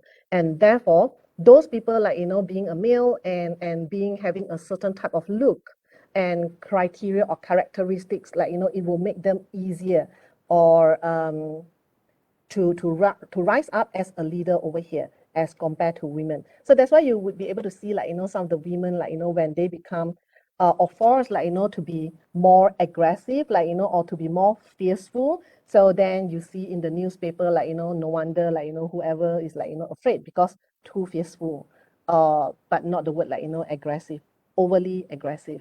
So something like that. So this is something really like, intimidating and stopping like, young women to actually take up the position. But before we actually go further, when we talk about leadership, so we really need to understand what is leadership. So leadership, like, in 1922 and leadership in 2022 is definitely something very different. So it's no longer the time, like, of masculinity, like, that being a leader, you need to look very strong and act in a certain way. So nowadays, we are pushing for transformational leadership. So leadership, when we talk about leadership, leadership is about the art of getting people like, to do things or to move towards like, a similar shared goal and vision.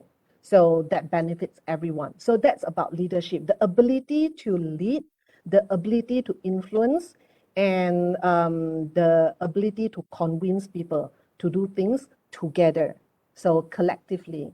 So that's transformational leadership. So how we actually get to that step is like, is the style, how to do it. So transformational leadership is the one that being put forward to do things like, collectively.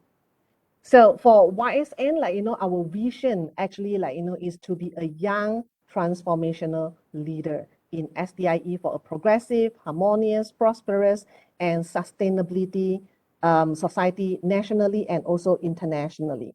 So we stress a lot on transformational leader because we are not looking at like, just one leader, but collective leadership, as we could see over here.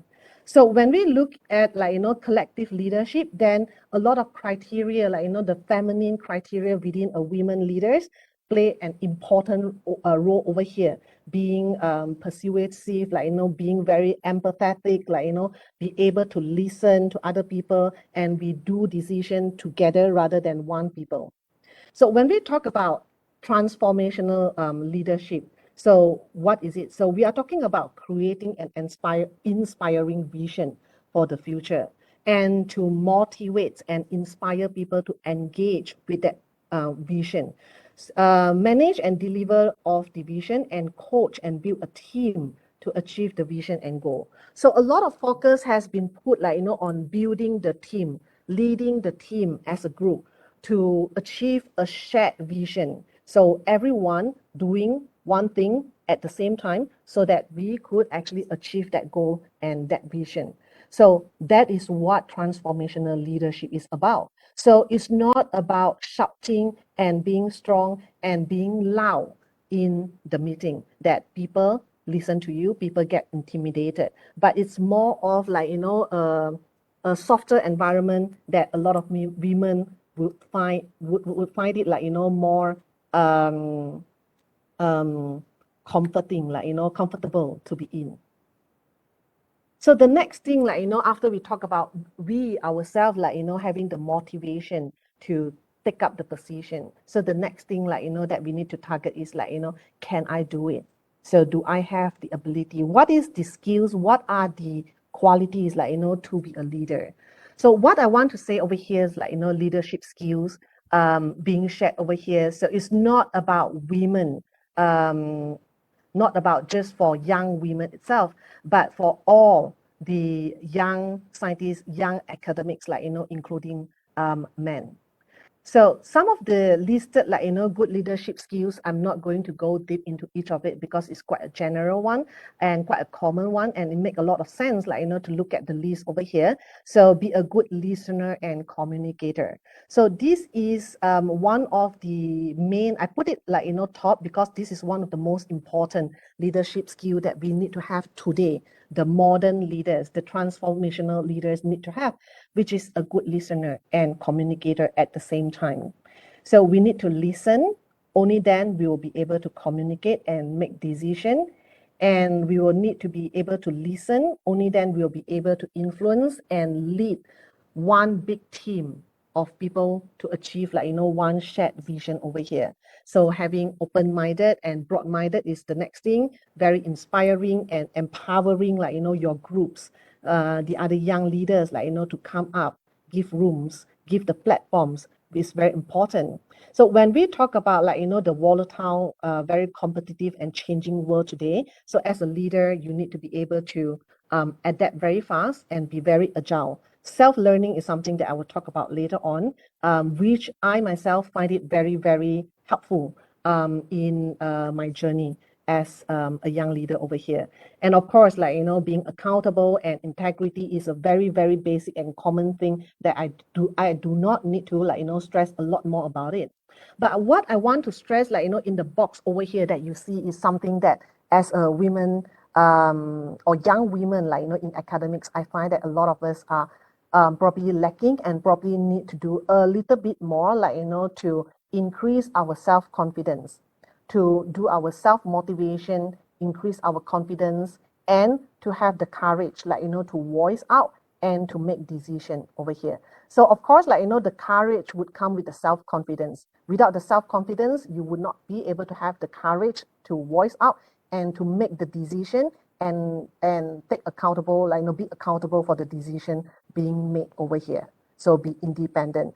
So this is something that we ourselves, like, you know, need to do. So how to get self-confident, how to have self-confidence over here, how to have the courage. I would very much, like, you know, talk about it later on, that we need to have a support network and how we could go for it. So just now, like, you know, Prof. Abi also mentioned about the science leadership program. So this is a little bit about the skills, like, you know, that we cover within the science leadership training or program over here. So as you could see, like, you know, that we talk very much about collective leadership. This is something that everyone or probably the world is doing. And having effective collaboration and network building, creative and system thinking, problem solving, communication skills, stakeholder engagement skill, overcoming cultural inhibitions, and also, like, you know, have the skills in monitoring and assessment of programs or the leadership impacts over here. And what I have highlighted over here, the effective collaboration and networking building, the communication skills, and also the stakeholder engagement skills are actually, like, you know, one of the most important criteria I myself feel that that a leader must have is the communication skills. So when we talk about communication, be able to convince your stakeholder, be able, like, you know, to communicate with your team, you need to have, like, you know, communication skill. So a good communication skill is actually a core leadership function and a key characteristic of a good leaders. So with, like, you know, the transformational leadership being put forward, so communication is one of the main thing, because you need to communicate with your team, you need to communicate your idea properly. So for a lot of, like, you know, young women, this is something that a lot of I would say a lot of women scientists, women in academics, like, you know, feel quite intimidating to do, which is, like, you know, to communicate and to speak up, like, you know, or voice out, particularly during the meeting itself, like, you know. So when we go around and ask people why is it a problem, like, you know, in communicating, a lot of people will tell you that, like, you know, I have idea, I know what needs to be done, but I do not know how to put it together so that I could express it clearly to the crowd. So that's where, like, you know, the skill, the training that you need to get, like, you know, to communicate your idea properly. So when we talk about, like, you know, the communication skill, like, you know, very briefly, very briefly, like, you know, we will just put it forward. These are some of the things that you need to do to be a good communicator. You need to be a good listener. You need to have empathy, open-mindedness, and non-judgmental, like, you know, Prof. Karen has mentioned earlier on, non-judgmental, being very confident, like, you know, when you communicate your idea, give response and also give feedback, have very clear mind, like, you know, and be able to think critically when people ask you questions. So how would you like to put your idea together? So you need to have a clear mind over here. Okay, so again, like, you know, you see on the top over here is always good listener. So you need to be able to listen. And what I want to say is that being a female, being a woman, we are naturally born to be a good listener. So we always listen. So be very proud of yourself, like, you know, at least this is something, like, you know, on our side, we are a good listener and we always show empathy. Because we are good listeners, so we will be able to show empathy over here. So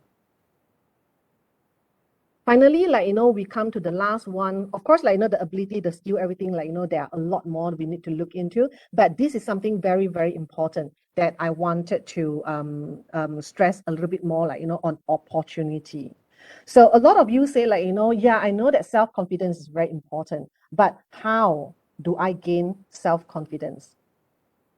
So when I am in an environment that there are a lot of limitation, a lot of barriers, and in a toxic environment whereby probably men are being seen as leaders and women are always seen as a weak counterpart that are not able to support the vision of the whole institution. So one thing that I have learned throughout is that self-reflection. So if you want to get self-confidence, you need to know yourself very well, what I am good at and what I am not good at. Of course, not magnifying what you are not good at and feel ashamed and feel shy, I'm not good here. So that's why I cannot rise as a leader. But thinking of ways how could I improve? So knowing yourself, understanding yourself is always the first step, if you want to be a leader, you need to do. So look into really sit down, think about yourself, talk to people, what I'm good at. So a lot of us we always are harsher on ourselves. We always rate ourselves way lower when compared to other people. So you need to do this exercise, talk to people. So sit down, think about yourself, list down what I'm good at, what I'm not good at, and what I need to do.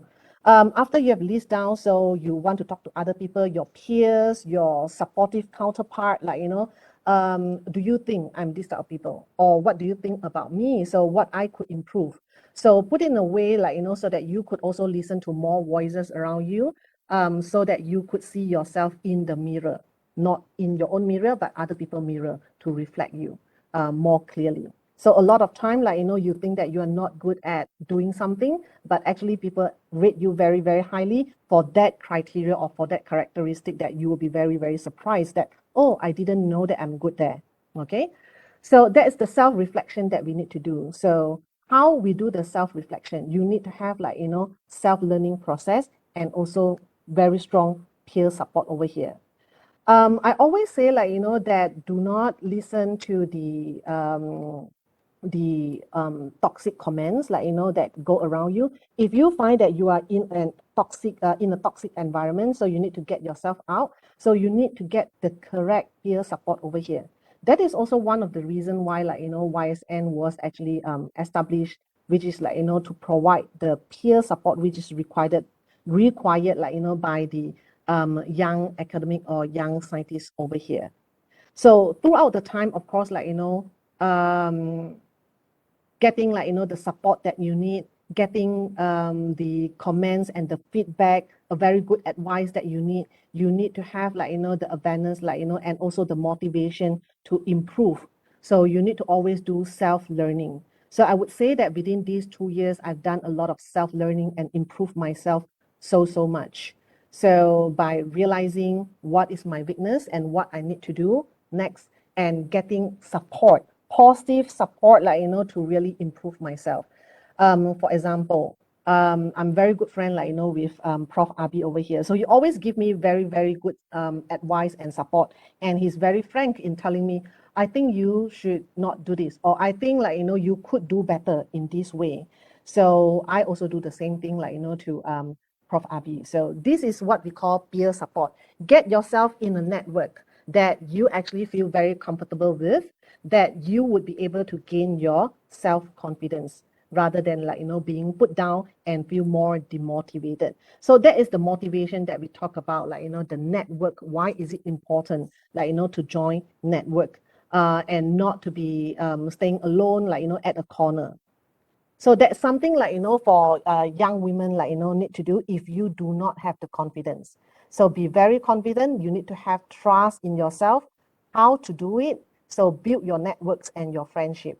So if you do not have one currently, come join YSN. So you will find a lot of friends, a lot of support, within YSN and over the time. So you would learn to be a good leader and you will get so motivated, and then in that way, so you will build your confidence.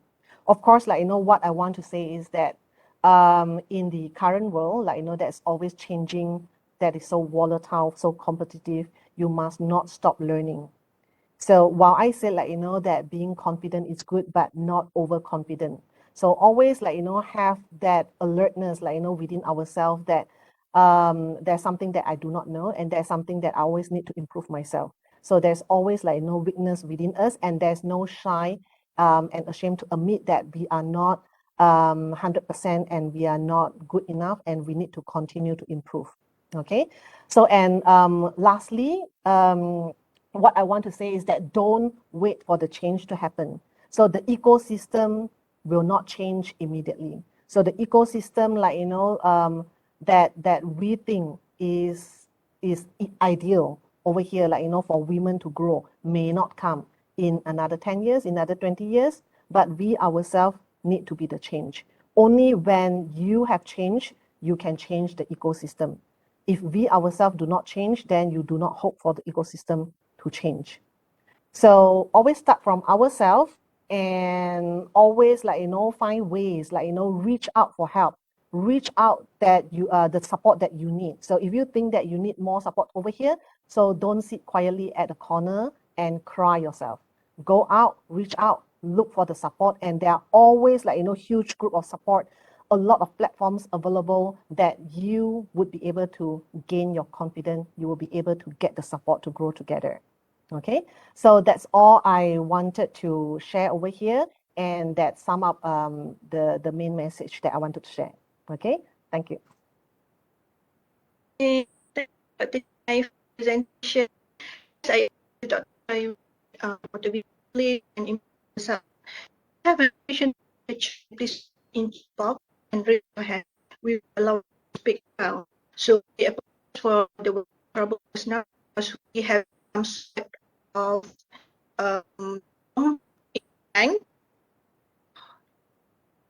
and it's running heavily now. The voice is still working. Dr. Wan Fatma, I cannot hear you. You are breaking up. Yeah. Yeah.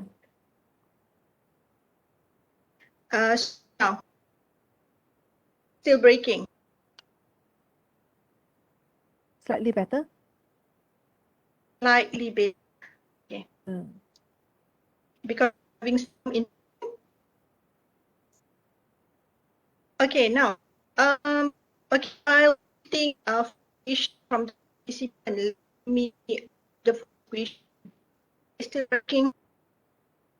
I cannot hear. Probably, like, if any of you could just ask question directly, better. Okay, yes. Hello, everyone. Can I ask you? Sure. Oh, all right. So this is the situation. So when we have some sort of what we call it a self-confidence, to voice out your opinion, and then I received some sort of a weird perception about others. So in this kind of situation, how we are going to manage that? I really appreciate your opinion about this. Thank you. Thank you, Dr. Zalina. So I think, like, I have, like, also, like, quite frequent, like, encounter with something like this. So when you voice up, like, your opinion, so probably, like, even before, like, you could finish, like, you are being stopped by people. Oh yeah, it's okay, we understand what you wanted to ask. Or, like, oh yeah, let's, like, talk about this one. So it's a very, very common scenario, like, to see, particularly, like, for female leaders, like, within a board with full of male. So the respect, like, is not there. And also, like, the perception that whatever you ask is not important. So it's like, whatever being called, like, silence the voice of, like, female, what is it, academics, like, within the board over here. So I myself, like, always have these, like, of course, like, your emotion will get, like, disturbed during that time. So I think the thing is, like, you need to, first thing that I always do is, like, I will either, like, step in after this, like, to complete my question or to say what I want to say. So depending on the scenario, of course, like, what's happening within there. So the thing that you need to tell yourself is that, like, it is something to be expected. And you should not blame yourself and feel ashamed that, oh yeah, he stopped me because like, I'm not good enough, like, then I feel shy and ashamed. So whoever get need to be ashamed is like, that one, like, who actually stopped you. So a very good leaders, like, within the team, of course, like, is to have like, strong support over here who would be able to like, step up to say that, hey, listen, like, and let people like, finish the thing. So to immediately like, start the culture, like, for people to do something like this is actually you yourself also need to probably step in, like, if people like, stop other people from talking. So you say, oh yeah, let's like, listen if you are the leader or the chair, like, within the meeting itself. So for me, when I chair, like, YSN meeting of the EXCO board, so it's always like, the case over here also, to always like, create that safe environment and for other people to talk. So that is actually one of the culture that need to be practiced, like, over here. So something we say. And the second thing is that you need to be very open about what you feel to other people. So I don't think that this is a good practice, like, to be practiced or started over here. But one thing that, like, to be very realistic is that, like, it's not often the case that you can do that, like, within a meeting, particularly when you are being stopped. But it's always good, like, to bring it after this, like, to really raise it up, probably, like, privately, like, to the chair or to that person, like, who actually stopped you. So maybe, like, that person just, like, doesn't do it purposely. So it's unintentionally, like, getting too excited or something like that, like, that people stop you. So you need to express, like, what you think your real feeling, and no need to feel like, ashamed and yeah, it's my fault or I'm not good enough. So that is the courage, like, that we need to have, like, to really, really voice up what I think. So I think you have done this and I don't feel comfortable within the meeting, and this need to be stopped. Okay, so that is my advice. So I perhaps, like, for myself, I won't do it, like, directly in the meeting, but I will do it, like, at the side. So to approach, like, oh yeah, you stopped me just now, so actually this is what I wanted to say, and I think, like, I feel shocked that you stopped me halfway and things like that. So it's something like, probably a softer approach, like, could be taken over here, rather than to start a fight, like, within the meeting itself. Of course, if you are confident enough and you think that this is too much and you needed to stop this, like, practice immediately, you have the courage, you have the support to do it, do it.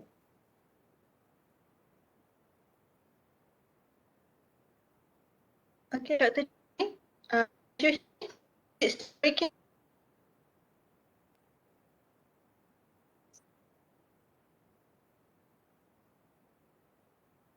Okay, can you hear? Dr. Wan Fatma cannot hear you. Yeah. Okay. Hear you. Thank you so much, Dr. Chai. Thank you for your valuable inputs and your talk. We enjoy the session. So if there's no question, I shall end the questions for Dr. now. And Professor Wan, now invite Dr. Lim, the coordinator of webinar, give.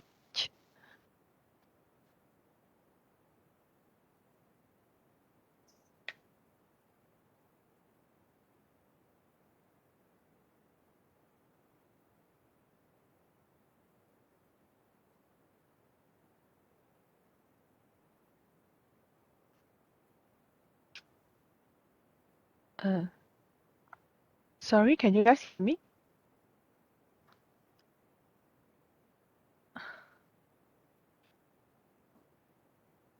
You're breaking up also, sorry. Okay, break up. Oh, I'm so sorry. Mm.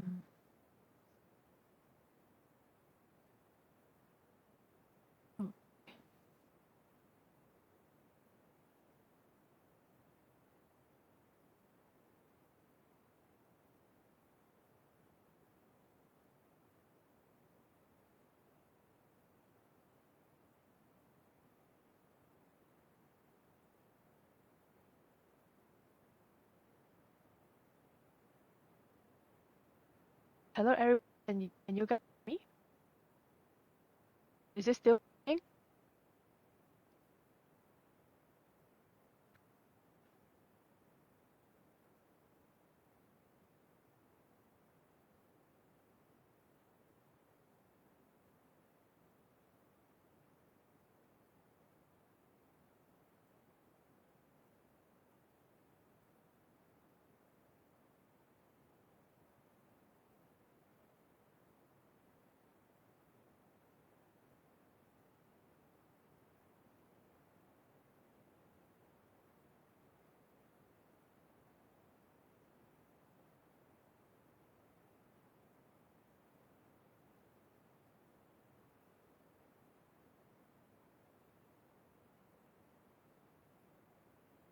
Hello, everyone. Is it still breaking? Is it still breaking? Is it clear? Yeah, better. Yes, Okay, loud and clear. okay. Thank you so much, Dr. Chai, for your sharing sessions and for your valuable inputs and your talk. If there's no more question now, I think I shall end the Q&A sessions for Dr. Chai. And now I shall invite Dr. Tian Li Mei, the program coordinator, for her speech.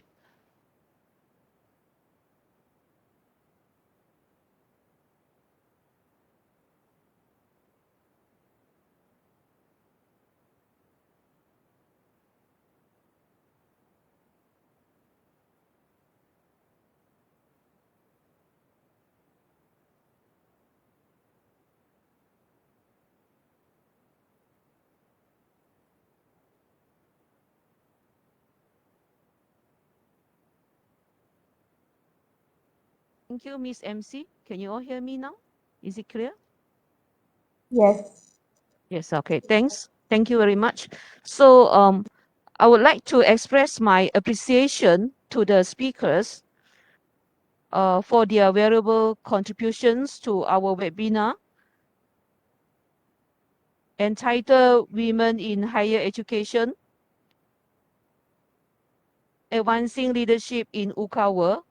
My deepest gratitude goes to all who participated in the webinar and helped to make it a success. The knowledge sharing from the speakers has provided a better understanding of women in higher education, mainly in three perspectives: understanding women leaders' well-being in higher education, equity and equality in higher education, young women in academic leadership.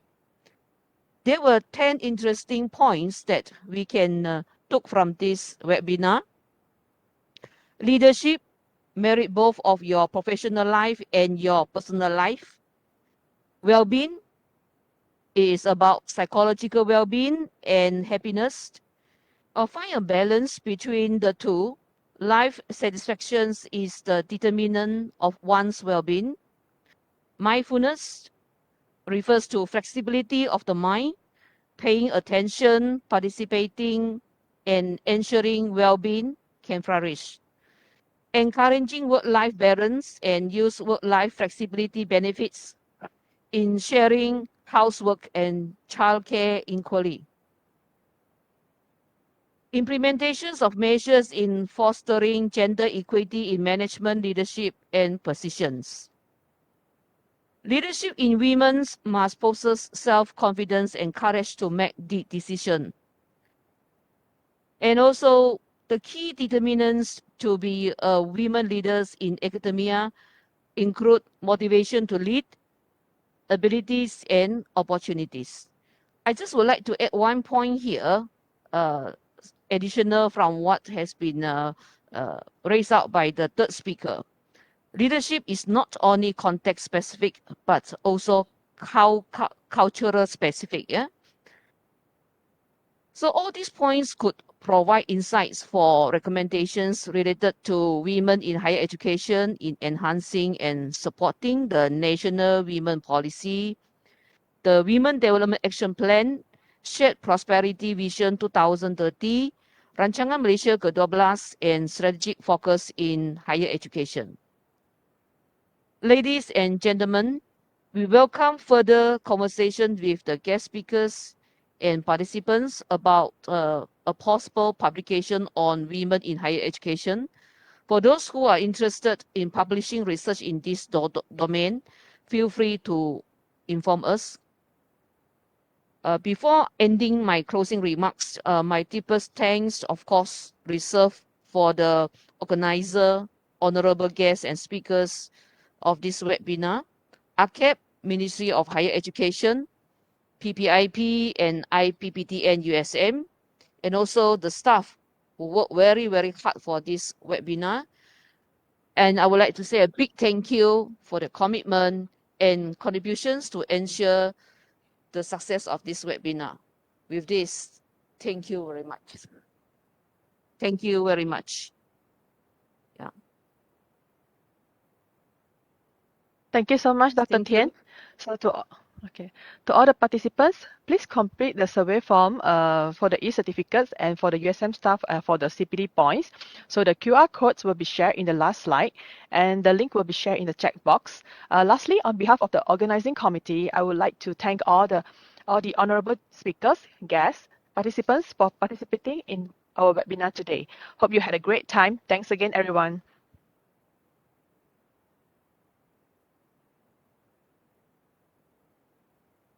Thank you. Bye-bye.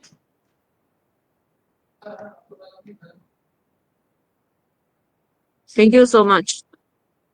You're most welcome. Bye. Thank you. Enjoy. Thank you. Good night. I would like to thank all the Thank you so much. Yes. Yeah.